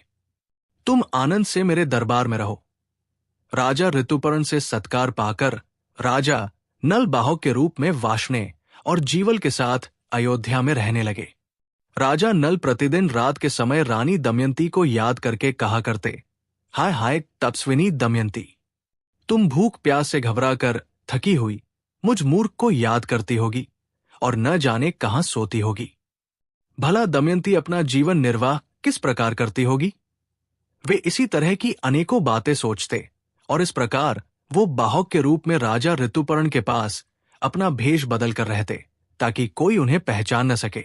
जब विदर्भ नरेश भीष्मक को ये समाचार मिला कि मेरे दामाद राजा नल राज्य से वंचित होकर मेरी पुत्री के साथ जंगल में चले गए हैं, तब उन्होंने ब्राह्मणों को बुलवाया और उन्हें बहुत सा धन देकर कहा कि आप लोग धरती पर चारों दिशाओं में जाकर राजा नल और रानी दमयंती का पता लगाइए और उन्हें ढूंढकर यहां लाइए। जो भी ब्राह्मण ये काम पूरा कर लेगा उसे 1000 गाय और जागीर दी जाएगी। यदि आप लोग उन्हें वापस राजमहल न ला सकें, केवल उनका पता ही लगा आए, तो भी उनका पता लगाने वाले ब्राह्मण को 10,000 गाय दी जाएंगी। ब्राह्मण लोग बड़ी प्रसन्नता से राजा नल और रानी दमयंती का पता लगाने के लिए राजमहल से निकल पड़े। सुदेव नामक ब्राह्मण राजा नल और रानी दमयंती का पता लगाने के लिए और उन्हें चारों तरफ ढूंढता हुआ चेदी नरेश राजा सुबाहु की राजधानी में पहुंच गया। कई दिनों तक वो राजा नल और रानी दमयंती को खोजते हुए उनके राज्य में इधर उधर घूमता रहा। एक दिन उसने राजमहल में रानी दमयंती को देख लिया। उस समय राजा सुबाहु के महल में पुण्यावाचन हो रहा था। रानी दमयंती और राजकुमारी सुनंदा एक साथ बैठकर वो मंगल नृत्य देख रही थी। सुदेव ब्राह्मण ने रानी दमयंती को देखकर सोचा कि वास्तव में यही राजा भीष्म की पुत्री राजकुमारी दमयंती है। मैंने इसका रूप जैसा पहले देखा था, बिल्कुल वैसा ही अब भी देख रहा हूं। बड़ा अच्छा हुआ कि इसे देख लेने से मेरी यात्रा सफल हो गई। जैसे ही ब्राह्मण सुदेव रानी दमयंती के पास गया और बोला कि विदर्भ नंदिनी, मैं तुम्हारे भाई का मित्र सुदेव ब्राह्मण हूं और राजा भीष्म की आज्ञा से तुम्हें ढूंढने के लिए मैं यहां आया हूं। विदर्भ देश में तुम्हारे माता, पिता और भाई सभी सुख से हैं। तुम्हारे दोनों बच्चे भी विदर्भ देश में कुशल से हैं। तुम्हारे बिछड़ने से सभी परिवार के लोग प्राणहीन से हो रहे हैं और तुम्हें ढूंढने के लिए सैकड़ों ब्राह्मण धरती पर चारों दिशाओं में घूम रहे हैं। रानी दमयंती ने ब्राह्मण सुदेव को पहचान लिया। वो एक एक करके सबका कुशल मंगल पूछने लगी और पूछते पूछते ही रो पड़ी।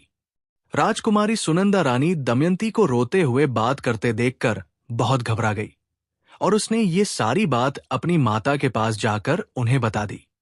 राजकुमारी सुनंदा की बात सुनकर राजमाता तुरंत महल के भीतर से बाहर निकल आई और ब्राह्मण सुदेव के पास जाकर पूछने लगी कि ब्राह्मण देव, क्या तुम इसे जानते हो? ब्राह्मण सुदेव के हाँ कहने पर उन्होंने उससे पूछा कि ये किसकी पत्नी है और किसकी पुत्री है? ये अपने घर वालों से कैसे बिछुड़ गई है और तुमने इसे कैसे पहचाना? ब्राह्मण सुदेव ने उन्हें राजा नल और रानी दमयंती के बारे में सब कुछ बता दिया और कहा कि जैसे राख में दबी हुई आग उसकी गर्मी से जान ली जाती है, ठीक वैसे ही इस देवी के सुंदर रूप और माथे से मैंने इसे पहचान लिया है।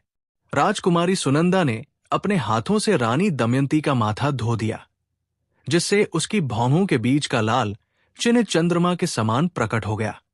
रानी दमयंती के माथे का वो तिल का चिन्ह देखकर राजकुमारी सुनंदा और राजमाता दोनों ही रो पड़ी। उन्होंने कुछ देर तक रानी दमयंती को अपनी छाती से लगाकर रखा। राजमाता ने कहा, मैंने इस तिल से पहचान लिया है कि तुम मेरी बहन की पुत्री हो। तुम्हारी माता मेरी सगी बहन है।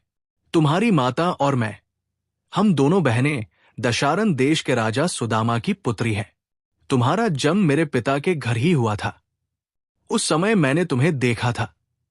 जैसे तुम्हारे पिता का घर तुम्हारा अपना घर है, वैसे ही ये घर भी तुम्हारा ही घर है। ये संपत्ति जैसे मेरी है, वैसे ही तुम्हारी भी है। ये सब बातें जानकर राजकुमारी दमयंती बहुत प्रसन्न हुई। उसने अपनी मौसी को प्रणाम करके कहा, मां, आपने मुझे पहचाना नहीं तो क्या हुआ? मैं यहां आपके राजमहल में आपकी बेटी की तरह ही रही हूं। आपने मेरी सभी इच्छाएं पूरी की है तथा मेरी रक्षा की है। इसमें मुझे संदेह नहीं है कि मैं अब यहां और भी सुख से रहूंगी। परंतु मैं बहुत दिनों से घूम रही हूं। मेरे छोटे छोटे 2 बच्चे पिताजी के घर हैं। वे अपने माता पिता के वियोग से दुखी रहते होंगे। न जाने उनकी क्या दशा होगी। यदि आप मेरा भला करना चाहती हैं, तो मुझे विदर्भ देश में भेजकर मेरी इच्छा पूरी कीजिए। राजकुमारी दमयंती की बात सुनकर राजमाता बहुत प्रसन्न हुई। उन्होंने अपने पुत्र से कहकर एक पालकी मंगवाई। भोजन, वस्त्र और बहुत सी वस्तुएं देकर एक बड़ी सेना के घेरे में राजकुमारी दमयंती को राजमहल से विदा कर दिया। विदर्भ देश में पहुंचने पर राजकुमारी दमयंती का बड़ा सत्कार हुआ। राजकुमारी दमयंती अपने भाई, बच्चे, माता, पिता और सखियों से मिली। उसने देवता और ब्राह्मणों की पूजा की। राजा भीष्म को अपनी पुत्री के मिल जाने से बड़ी प्रसन्नता हुई। उन्होंने सुदेव नामक ब्राह्मण को 1000 गाय, गांव तथा धन देकर संतुष्ट किया। राजकुमारी दमयंती अपने पिता के घर में रहने लगी, लेकिन अपने पति से दूरी उसे बहुत दुख दे रही थी। एक दिन दमयंती ने अपनी माता से कहा कि माताजी, मैं आपसे सत्य कहती हूं। यदि आप मुझे जीवित रखना चाहती हैं, तो मेरे पतिदेव को ढूंढवाने का उपाय कीजिए। रानी ने बहुत दुखी होकर अपने पति राजा भीष्मक से कहा कि स्वामी, राजकुमारी दमयंती अपने पति के लिए बहुत व्याकुल है। उसने संकोच छोड़कर मुझसे कहा है कि हमें राजा नल को खोजने का उपाय करना चाहिए। महारानी की बात सुनकर महाराज भीष्मक ने अपने आश्रित ब्राह्मणों को बुलवाया और राजा नल को ढूंढने के लिए उन्हें काम पर लगा दिया। ब्राह्मणों ने राजकुमारी दमयंती के पास जाकर कहा कि राजकुमारी, अब हम राजा नल का पता लगाने के लिए जा रहे हैं। राजकुमारी दमयंती ने ब्राह्मणों से कहा कि आप लोग जिस राज्य में जाएं, वहां मनुष्यों की भीड़ में ये बात कहें कि मेरे प्यारे छली, तुम मेरी साड़ी में से आधी फाड़कर तथा मुझ दासी को वन में सोती छोड़कर कहाँ चले गए। तुम्हारी वो दासी अब भी उसी स्थिति में आधी साड़ी पहने तुम्हारे आने की प्रतीक्षा कर रही है और तुम्हारे वियोग के दुख से दुखी हो रही है। आप उनके सामने मेरी दशा का वर्णन कीजिएगा और ऐसी बात कहिएगा जिससे वे प्रसन्न हों और मुझ पर कृपा करें। मेरी बात कहने पर यदि आप लोगों को कोई उत्तर दे तो वो कौन है और कहाँ रहता है, इन सब बातों का भी पता उससे लगा लीजिएगा और उसका उत्तर याद रखकर मुझे वापस आकर सुनाइएगा। आप लोग इस बात का भी ध्यान रखना कि उसे ये मालूम न होने पाए कि आप लोग ये बात मेरी आज्ञा से कह रहे हैं। ब्राह्मण गण राजकुमारी दमयंती के निर्देश के अनुसार राजा नल को खोजने के लिए विदर्भ देश से निकल पड़े। बहुत दिनों तक खोजने के बाद पर्णाद नामक ब्राह्मण ने वापस राजमहल में आकर राजकुमारी दमयंती से कहा कि राजकुमारी, मैं आपके निर्देश के अनुसार निषद नरेश राजा नल का पता लगाता हुआ अयोध्या नगरी जा पहुंचा। वहां मैंने राजा ऋतुपर्ण के पास जाकर भरी सभा में तुम्हारी बात दोहराई, परंतु वहां उस भरी सभा में किसी ने भी तुम्हारी बात का कुछ उत्तर नहीं दिया। जब मैं वहां से चलने लगा, तब उसके बाहुक नामक सारथी ने मुझे अकेले में बुलाकर कुछ कहा। देवी, उसने क्या कहा वह भी मैं आपको बताऊंगा, लेकिन उसकी पूरी बात सुनने के बाद जब मैंने उसके बारे में पता किया तो देवी, मुझे पता चला कि वो एक सारथी है जो राजा ऋतुपर्ण के घोड़ों को सिखाता है और स्वादिष्ट भोजन बनाता है। परंतु देवी, इससे भी ज्यादा आश्चर्य मुझे तब हुआ जब मैंने देखा कि उसके हाथ छोटे और शरीर भद्दा है। देवी, उस बाहुक नामक सारथी ने लंबी सांस लेकर रोते हुए कहा कि ऊंचे कुल की स्त्रियां भारी कष्ट पाने पर भी अपने चरित्र की रक्षा करती हैं और अपने सतीत्व के बल पर स्वर्ग जीत लेती है। अगर कभी उनका पति उन्हें त्याग भी दे तो वे क्रोध नहीं करती और अपने सदाचार की रक्षा करती है। उन्हें त्यागने वाला पुरुष विपत्ति में पड़ने के कारण दुखी और सुध-बुध खो बैठा था, इसलिए उस पर क्रोध करना उचित नहीं है। माना कि पति ने अपनी पत्नी का योग्य सत्कार नहीं किया, परंतु उस समय वो राज्य और लक्ष्मी से रहित, दुखी और बुरी स्थिति में था। ऐसी स्थिति में उस पर क्रोध करना उचित नहीं है। जब वो अपनी प्राण रक्षा के लिए कोई सहारा चाह रहा था, तब कुछ पक्षी उसके वस्त्र लेकर उड़ गए। उसके हृदय की पीड़ा सहन करने योग्य नहीं थी। देवी, ये सब कहते हुए वो लगातार रोते जा रहा था। बस राजकुमारी सारथी बाहुक ने इतना ही कहा, जिसे सुनने के बाद मैं आपके आदेश के अनुसार सारथी बाहुक की कही हुई ये बात आपको सुनाने के लिए यहां राजमहल में वापस आया हूं। अब आप जैसा ठीक समझो वैसा करो। यदि आप चाहो तो महाराज से भी ये बात कह दो। पर्णात ब्राह्मण की ये सारी बात सुनकर राजकुमारी दमयंती की आंखों में आंसू भर आए। राजकुमारी दमयंती ने अपनी मां को पर्णात ब्राह्मण की बताई हुई सारी बात बताई और उनसे कहा, माताजी, आप ये बात पिताजी से न कहें। मैं सुदेव ब्राह्मण को इस काम के लिए चुनती हूं। जैसे सुदेव ब्राह्मण ने शुभ समय में मुझे यहां पहुंचाया था, वैसे ही वो शुभ लक्षण देखकर अयोध्या जाए और मेरे पतिदेव निषद नरेश को यहां लाने की योजना करें। इसके बाद राजकुमारी दमयंती ने पर्णात ब्राह्मण का आदर सत्कार करके उसे वहां से विदा किया और सुदेव ब्राह्मण को राजमहल में बुलाया। राजकुमारी दमयंती ने ब्राह्मण सुदेव से कहा कि ब्राह्मण देवता, आप जल्दी से जल्दी अयोध्या नगरी में जाकर राजा ऋतुपर्ण से ये बात कहिए कि राजा भीष्म की पुत्री राजकुमारी दमयंती फिर से स्वयंवर में अपनी इच्छा के अनुसार पति चुनना चाहती है। सभी राज्यों के बड़े बड़े राजा और राजकुमार इस स्वयंवर में शामिल होने के लिए जा रहे हैं। राजा भीष्म की पुत्री राजकुमारी दमयंती के स्वयंवर की तिथि कल ही है, इसलिए यदि आप पहुंच सकें तो वहां अवश्य जाइए। निषद नरेश राजा नल के जीने या मरने का किसी को पता नहीं है, इसलिए वो कल सूर्योदय के समय दूसरा पति चुनेगी।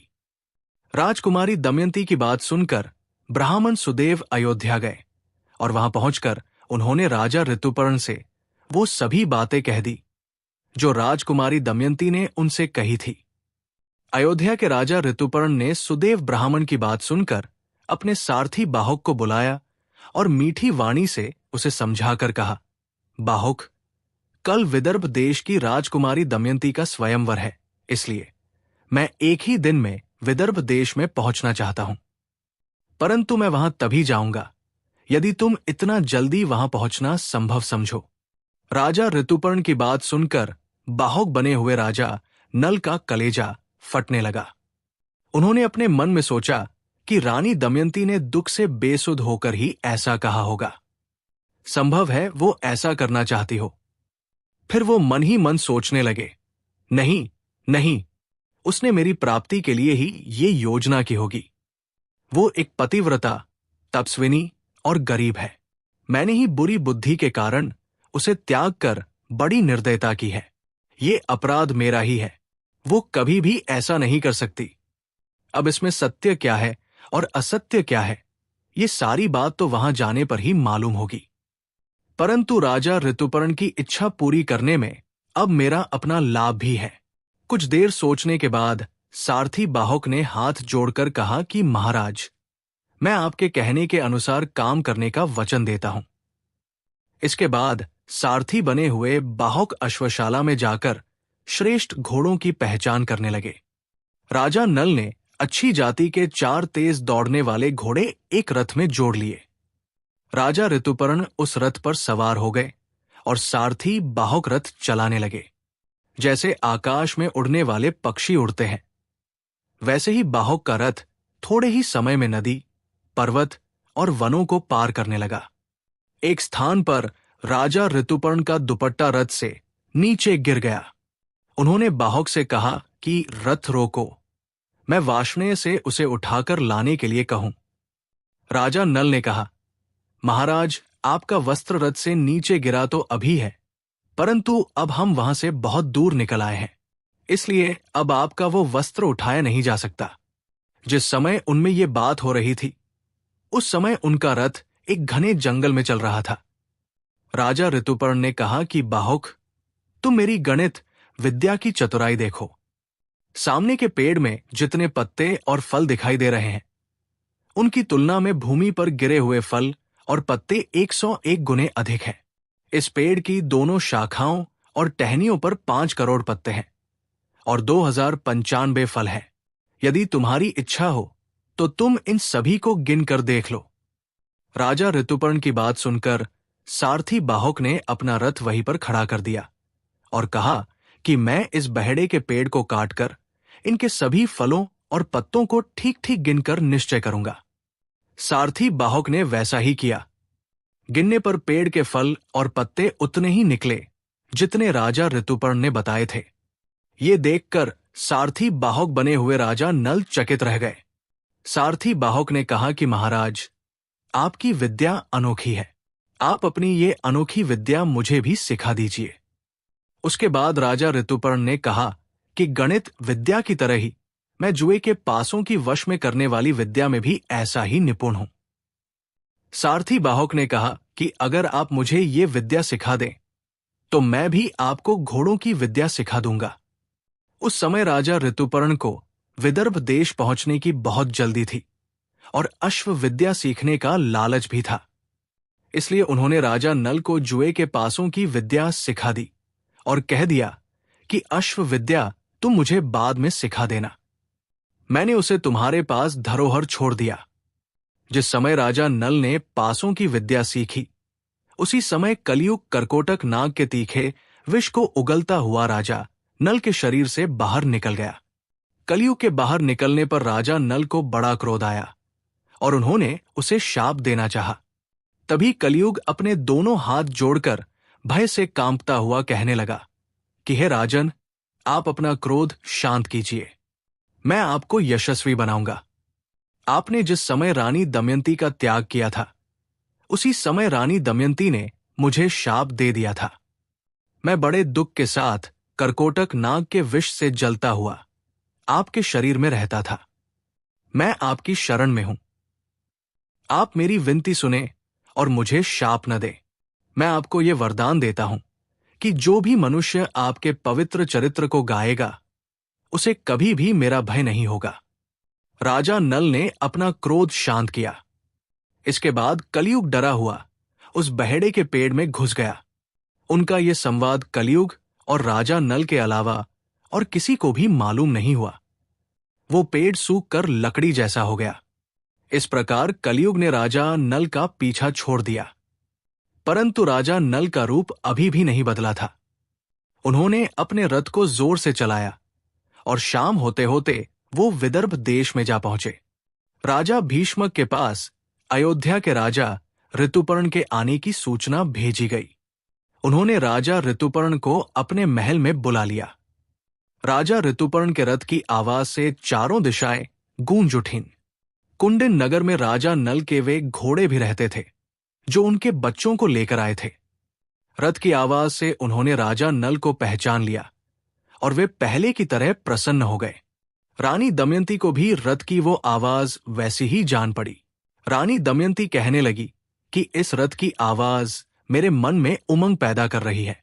निश्चित ही इस रथ को चलाने वाले मेरे पतिदेव ही हैं। यदि आज वो मेरे पास नहीं आएंगे तो मैं जलती आग में कूद पड़ूंगी। मैंने कभी हंसी खेल में भी उनसे झूठ बात कही हो, उनका कोई बुरा किया हो या वचन देकर तोड़ दिया हो, ऐसी कोई बात मुझे याद नहीं आती। वे शक्तिशाली, क्षमा करने वाले, वीरदानी और एक पत्नी को मानने वाले हैं। उनके वियोग से मेरी छाती फट रही है। रानी दमयंती महल की छत पर चढ़कर आई और वहां से रथ का आना और उस पर से रथी सारथी का उतरना देखने लगी। विदर्भ नरेश राजा भीष्मक ने अयोध्या के स्वामी राजा ऋतुपर्ण का खूब स्वागत सत्कार किया। राजा ऋतुपर्ण को अच्छे स्थान में ठहरा दिया गया। राजा ऋतुपर्ण को कुंडिनपुर में स्वयंवर का कोई भी संकेत दिखाई नहीं पड़ा। इसके बारे में सोचकर उन्हें बहुत हैरानी हो रही थी कि आखिर ये सब क्या हो रहा है। दूसरी ओर राजा भीष्मक को भी इस बात का बिल्कुल भी पता नहीं था कि राजा ऋतुपर्ण मेरी पुत्री के स्वयंवर का न्योता पाकर यहां आए हैं। उन्होंने कुशल मंगल के बाद पूछा, राजन, आप यहां किस उद्देश्य से पधारे हैं? राजा ऋतुपर्ण ने राजमहल में स्वयंवर की कोई तैयारी न देखकर न्योते की बात दबा दी और उनसे कहने लगे कि मैं तो केवल आपको प्रणाम करने के लिए ही यहां चला आया हूं। राजा भीष्मक सोचने लगे कि इतनी दूर से कोई केवल प्रणाम करने के लिए नहीं आ सकता। शायद अभी ये नहीं बताना चाहते। चलो कोई बात नहीं, आगे चलकर इनके मन की बात पता लगी जाएगी। राजा भीष्मक ने बड़े आदर के साथ आग्रह करके राजा ऋतुपर्ण को अपने यहां रख लिया। सारथी बाहुक भी वार्ष्णेय के साथ अश्वशाला में ठहरकर घोड़ों की सेवा में लग गया।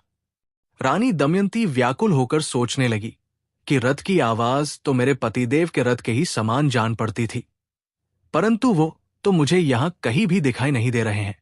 हो न हो वार्ष्णेय ने उनसे रथ विद्या सीख ली होगी, इसी कारण रथ उनका मालूम पड़ता था।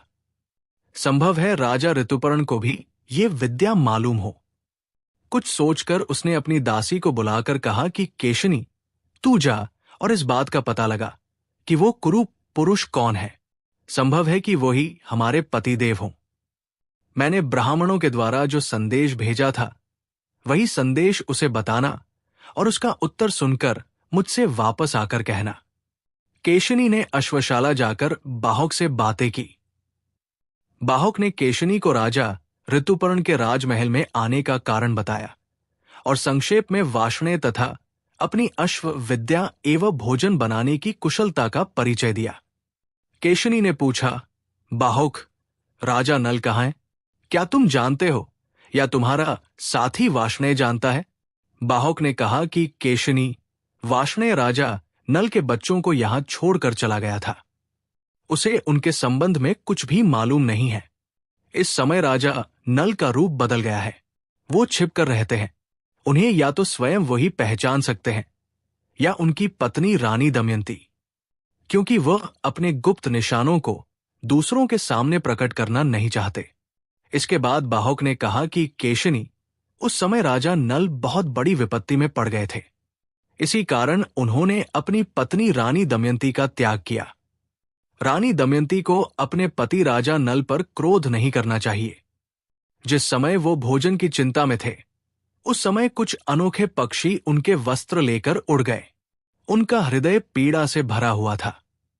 ये ठीक है कि उन्होंने अपनी पत्नी के साथ उचित व्यवहार नहीं किया, फिर भी रानी दमयंती को उनकी बुरी स्थिति पर विचार करके उन पर क्रोध नहीं करना चाहिए। ये कहते कहते राजा नल का हृदय दुखी हो गया। आंखों में आंसू आ गए और वह रोने लगे। केशनी ने रानी दमयंती के पास आकर वहां की सब बातचीत और उनका इस प्रकार रोना उन्हें बताया।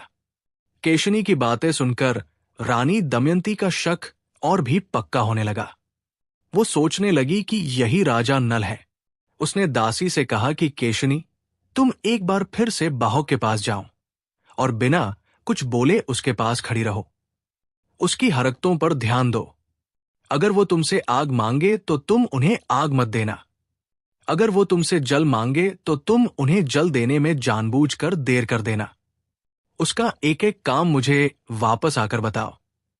केशनी फिर से बाहुक के पास अश्वशाला गई और वहां उसके देवताओं एवं मनुष्यों के समान बहुत से काम देखकर राजमहल वापस लौट आई और राजकुमारी दमयंती से कहने लगी, राजकुमारी बाहुक ने तो जल, धरती और आग पर सब तरह से विजय पाली है। मैंने तो आज तक ऐसा पुरुष न कहीं देखा है और न ही सुना है।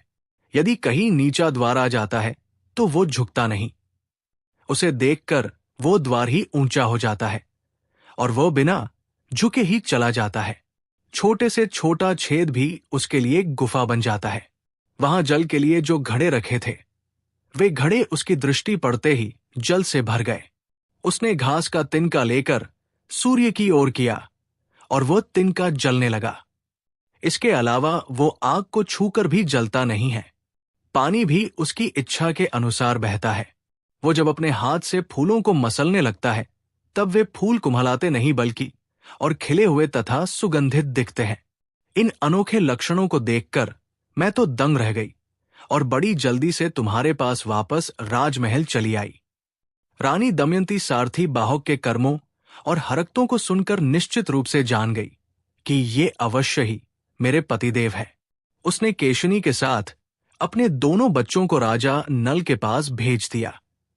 सारथी बाहुक इंद्रसेना और इंद्रसेन को पहचान कर उनके पास आ गया और उन्होंने दोनों बच्चों को छाती से लगाकर गोद में बैठा लिया। बाहुक अपनी संतानों से मिलकर घबरा गया और रोने लगा। उसके मुख पर एक पिता के समान प्रेम के भाव प्रकट होने लगे। उसके बाद बाहुक ने दोनों बच्चे केशिनी को दे दिए और कहा कि ये बच्चे मेरे दोनों बच्चों के समान ही हैं, इसलिए मैं इन्हें देखकर रो पड़ा। केशिनी, तुम बार बार मेरे पास आती हो, लोग न जाने क्या सोचने लगेंगे, इसलिए तुम्हारा यहां मेरे पास बार बार आना ठीक नहीं है, इसलिए अब तुम यहां से जाओ। इसके बाद केशिनी ने राजकुमारी दमयंती के पास आकर वहां की सारी बातें कह दी। अब दमयंती ने केशिनी को अपनी माता के पास भेजा और कहलवाया कि माताजी, मैंने राजा नल समझकर सारथी बाहुक की बार बार परीक्षा करवाई है। अब मुझे केवल उसके रूप के संबंध में ही थोड़ा संदेह रह गया है।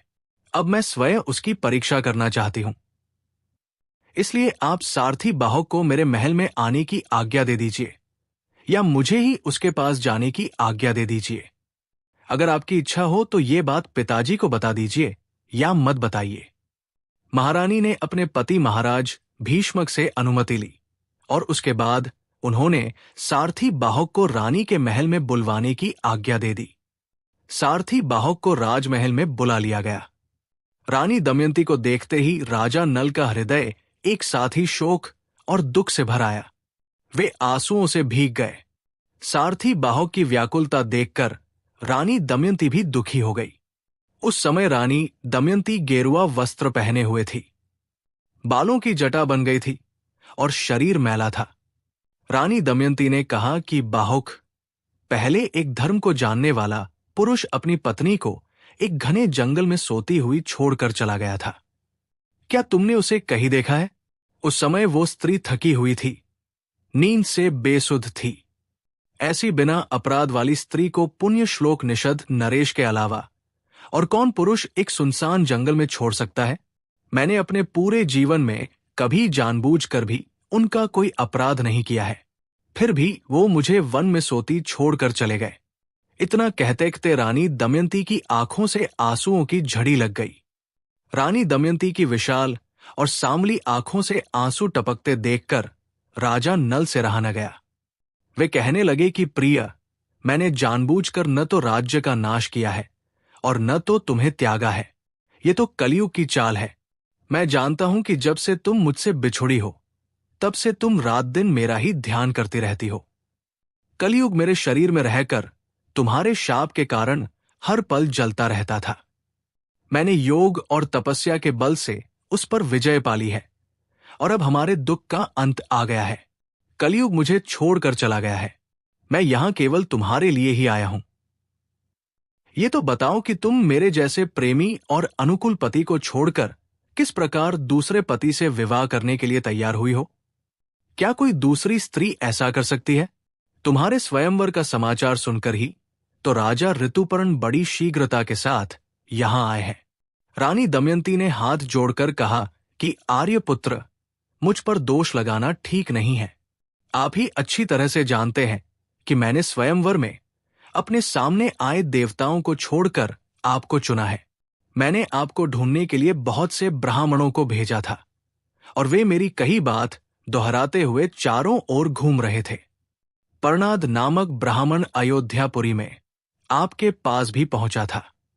उसने आपको मेरी बातें सुनाई थी और आपने उनकी बातों का उचित उत्तर भी दिया था। वो समाचार सुनकर मैंने आपको बुलाने के लिए ही ये योजना की थी। मैं जानती हूं कि आपके अलावा दूसरा कोई मनुष्य नहीं है जो एक दिन में घोड़ों के रथ से 100 योजन पहुंच जाए। मैं आपके चरणों को छूकर शपथ लेकर सच सच कहती हूं कि मैंने कभी अपने मन से भी पराया पुरुष का विचार नहीं किया है। यदि मैंने कभी मन से भी पाप कर्म किया हो तो निरंतर भूमि पर घूमने वाले वायुदेव, भगवान सूर्यदेव और मन के देवता चंद्रमा मेरे प्राणों का नाश कर दे। ये तीनों देवता पूरे संसार में घूमते हैं, वे सच्ची बात बता दें और यदि मैं पापिनी हूं तो आप मुझे त्याग दे। उसी समय वायुदेव ने आकाश में स्थित होकर कहा, हे राजन, मैं सत्य कहता हूं कि राजकुमारी दमयंती ने कोई पाप नहीं किया है। इसने 3 वर्ष तक अपने पवित्र चरित्र की रक्षा की है। हम लोग इसके रक्षक के रूप में रहे हैं और इसकी शुद्धता के गवाह हैं। इसने स्वयंवर की सूचना तो तुम्हें ढूंढने के लिए ही दी थी। वास्तव में राजकुमारी दमयंती तुम्हारे योग्य है और तुम राजकुमारी दमयंती के योग्य हो। इस पर कोई संदेह न करो और इसे स्वीकार करो। जिस समय पवन देवता ये बात कह रहे थे, उस समय आकाश से फूलों की वर्षा होने लगी और देवताओं के बाजे बजने लगे। चारों ओर शीतल और सुगंधित हवा चलने लगी। ऐसा अनोखा दृश्य देखकर राजा नल ने अपना संदेह छोड़ दिया और नागराज करकोटक का दिया हुआ दिव्य वस्त्र ओढ़कर उसका स्मरण किया।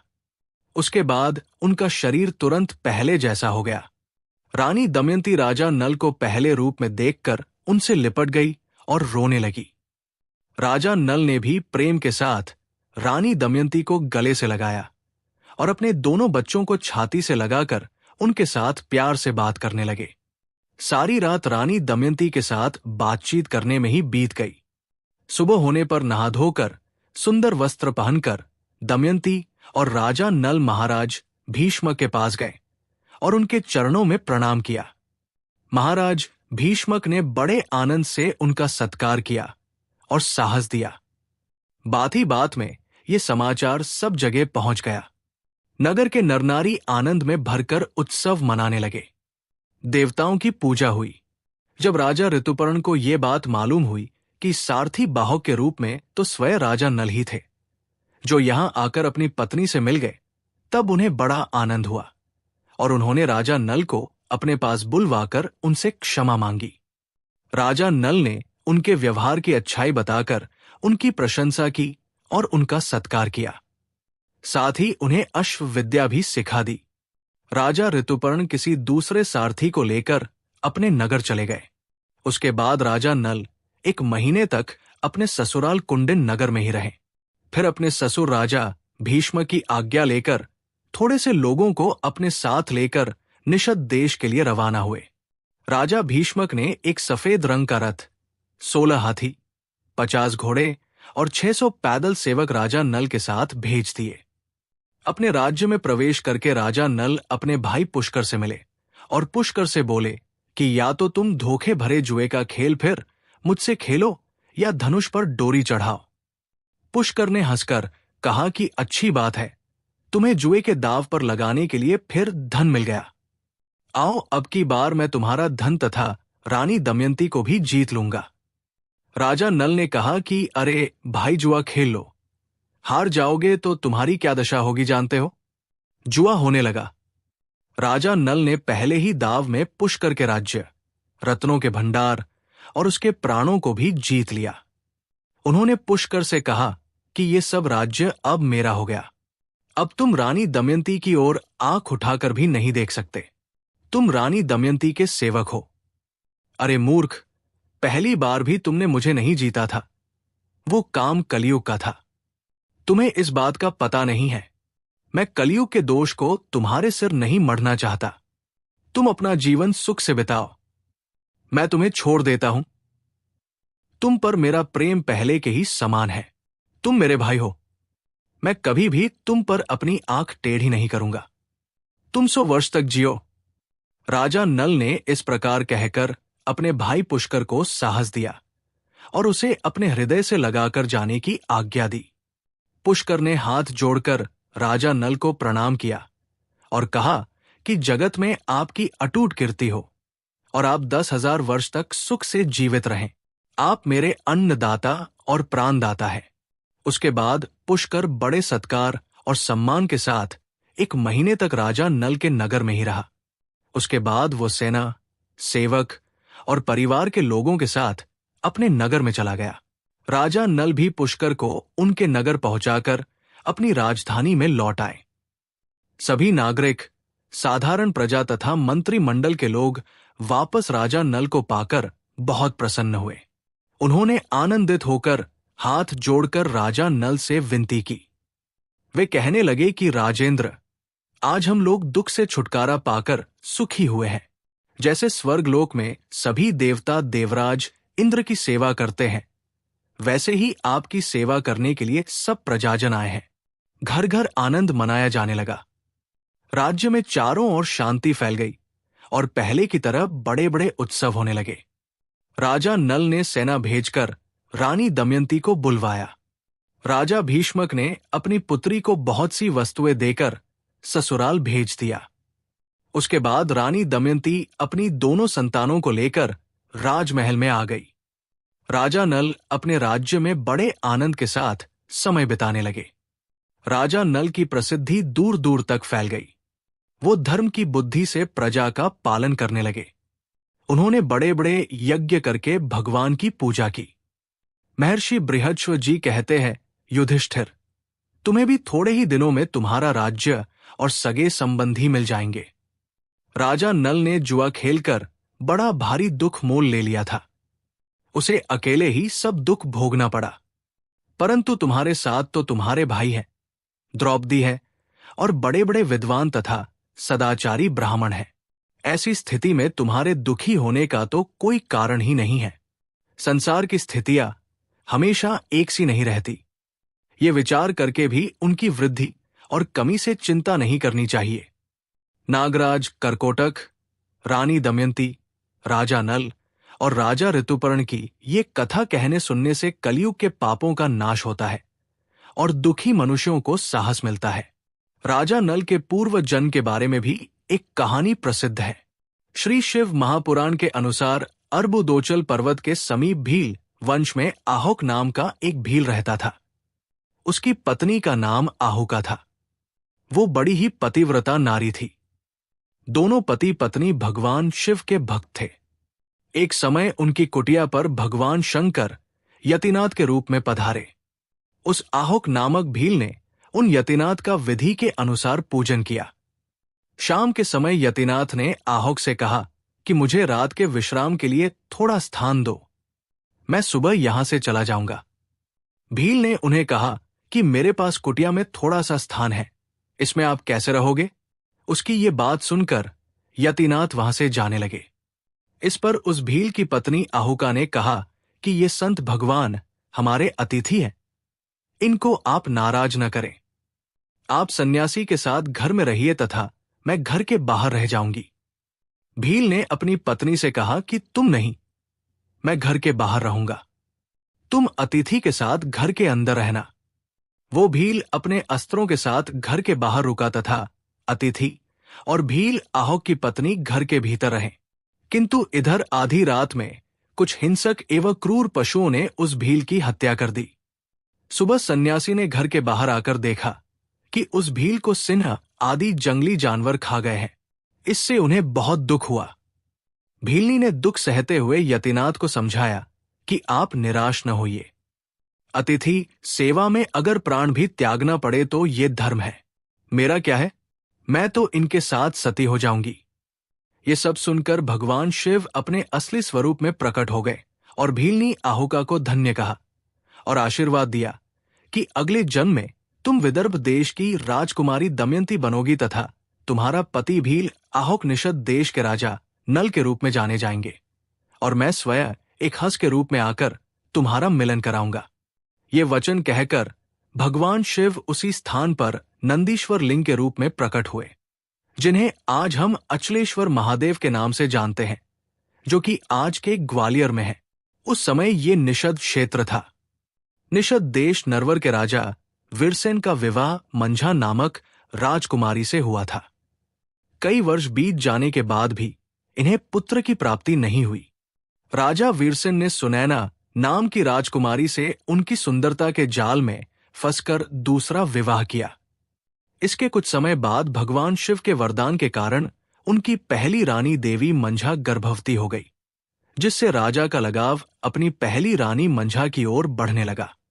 ये सब रानी सुनैना से न देखा गया और उसने राजा वीरसेन को अपनी बातों में फंसाकर रानी मंझा देवी को देश से बाहर निकलवा दिया तथा अपने सेनापति को रानी मंझा देवी की हत्या करने का आदेश दे दिया। सेनापति ने रानी मंझा देवी को जंगल में ऋषि मुनियों के आश्रम में जाकर उनके साथ छोड़ दिया। सेनापति ने रानी मंझा देवी से कहा कि रानी मां, मैं आपका सेवक हूं। मैंने आपका नमक खाया है और आपने मुझे अपने पुत्र के समान माना है। मैं आपकी हत्या करने के बारे में सोच भी नहीं सकता। आप मुझे सिर्फ अपने वस्त्र दे दीजिए। मैं हिरणी की आंखें ले जाकर आपके वस्त्रों के साथ उन्हें दिखा दूंगा, जिससे उन्हें यह विश्वास हो जाएगा कि मैंने आपकी हत्या कर दी है। रानी मंझा ने सेनापति को अपने वस्त्र दे दिए। सेनापति ने हिरणी की आंख और रानी मंझा के वस्त्र ले जाकर रानी सुनैना को दिखा दिए, जिससे उन्हें विश्वास हो गया कि पहली रानी मंझा देवी की हत्या हो गई है। इधर कुछ महीने बाद राजा नल का जन्म हुआ। कहा जाता है कि जब राजा नल की मां देवी मंझा जंगल में लकड़ियां इकट्ठा करने के लिए जाती, तब राजा नल जंगल में शेर के बच्चों के साथ खेलते थे तथा शेरनी का दूध पीते थे, जिस कारण से उन्हें सिंह के समान पराक्रम वाला कहा जाने लगा। जब राजा नल कुछ वर्ष के होने लगे तो ऋषि मुनियों ने उनकी शिक्षा आरंभ की। राजा नल पर ऐसी दैवीय कृपा थी कि जब उनके गुरु उन्हें कुछ विद्या सिखाने के बाद वापस उनसे पूछते तो वो उनकी सिखाई हुई विद्या को कई गुना बढ़ाकर बता देते थे। देखते ही देखते राजा नल शस्त्र विद्या में भी निपुण हो गए।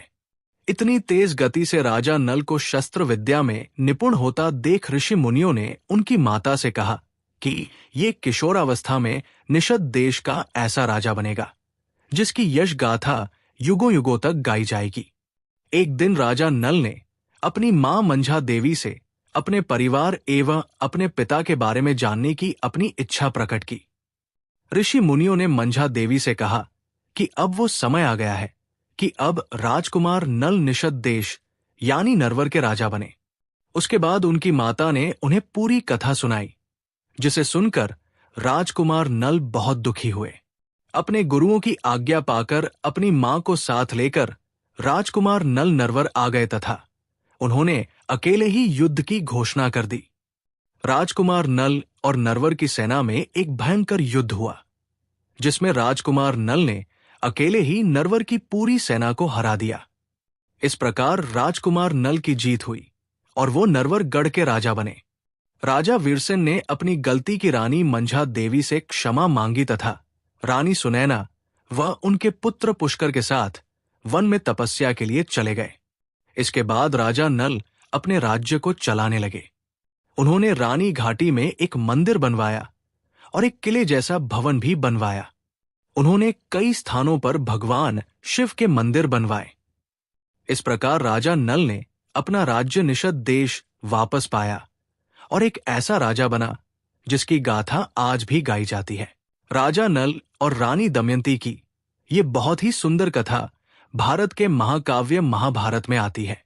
हमारे जीवन में बहुत बार ऐसा होता है कि जब हमारे ऊपर कोई विपत्ति आती है तो हम ऐसा सोचते हैं कि इससे ज्यादा दुख तो दुनिया में किसी को हो ही नहीं सकता। हम जितना दुखी हैं या फिर हमारे साथ जो हो रहा है, इससे ज्यादा बुरा तो किसी के साथ हो ही नहीं सकता। हे भगवान, आपने हमारे साथ ऐसा क्यों किया? कभी ऐसी ही बात पांडुपुत्र युधिष्ठिर के मन में भी आई थी। ये तब की बात है जब युधिष्ठिर को जुए में अपना सब कुछ गंवाकर अपने भाइयों और द्रौपदी के साथ वनवास पर जाना पड़ा। इस वनवास के समय एक दिन की बात है जब अर्जुन अस्त्र प्राप्त करने के लिए इंद्रलोक चले गए थे। उस समय पांडव काम्यक वन में रह रहे थे। सभी पांडव राज्य के छिन जाने और अर्जुन के चले जाने के दुख से बहुत दुखी हो रहे थे। पांडव और द्रौपदी इसी विषय में कुछ चर्चा कर रहे थे कि तभी अपमान की आग में जलते भीम ने धर्मराज युधिष्ठिर से कहा, भैया, आपकी जुआ खेलने की बुरी आदत के कारण हम लोग पुरुषार्थी होकर भी गरीब और बेसहारा जैसे हो गए हैं। जुए के इस खेल में फंसकर आपने ऐसा अनर्थ कर दिया है कि हम कहीं के भी नहीं रहे। धर्मराज युधिष्ठिर भीमसेन को समझा ही रहे थे कि तभी उन्हें सामने से महर्षि बृहस्पति अपने आश्रम की ओर आते हुए दिखाई दिए। महर्षि बृहस्पति के उनके आश्रम में पहुंचने पर धर्मराज युधिष्ठिर ने शास्त्रों की विधि के अनुसार उनकी पूजा की और आसन पर बैठाया। उनके विश्राम कर लेने के बाद युधिष्ठिर उनसे अपनी बात कहने लगे। उन्होंने कहा कि महाराज कौरवों ने कपट की बुद्धि से मुझे बुलाकर धोखे के साथ जुआ खेला और मुझ अनजान को हराकर मेरा सब कुछ छीन लिया। इतना ही नहीं, उन्होंने द्रौपदी को भी घसीटकर भरी सभा में अपमानित किया। उन्होंने अंत में हमें काला मृगचर्म ओढ़ाकर घोर वन में भेज दिया। हे महर्षि, अब आप ही बताइए कि इस धरती पर मेरे जैसा भाग्यहीन राजा और कौन है? क्या आपने मेरे जैसा दुखी मनुष्य इस संसार में कोई और देखा है या उसके बारे में सुना है? युधिष्ठिर की ये बात सुनकर महर्षि बृहद्श्व ने कहा कि धर्मराज युधिष्ठिर, आपका ये कहना ठीक नहीं है कि तुम्हारे जैसा दुखी राजा और कोई नहीं हुआ। यदि तुम्हारी इच्छा हो तो आज मैं तुम सभी को तुमसे भी अधिक दुखी और कम भाग्यशाली राजा का एक वृत्तांत सुनाता हूं। निषद देश के राजा नल और रानी दमयंती की कहानी हमारे इतिहास की एक अमर कथा है। ये कथा है एक आदर्श पतिव्रत और पत्नीव्रत की। ये कथा है जुए के भयंकर परिणाम की। तब धर्मराज युधिष्ठिर के आग्रह करने पर महर्षि बृहद्श्व ने उन्हें राजा नल और रानी दमयंती की ये कथा सुनाई थी। नागराज कर्कोटक, रानी दमयंती, राजा नल और राजा ऋतुपर्ण की ये कथा कहने और सुनने से कलयुग के पापों का नाश होता है और दुखी मनुष्यों को साहस मिलता है। आशा करते हैं आपको हमारी ये कहानी पसंद आई होगी। आपको ये कहानी कैसी लगी टिप्पणी करके जरूर बताएं। इस पूरी कथा को अंत तक देखने के लिए आपका बहुत बहुत धन्यवाद।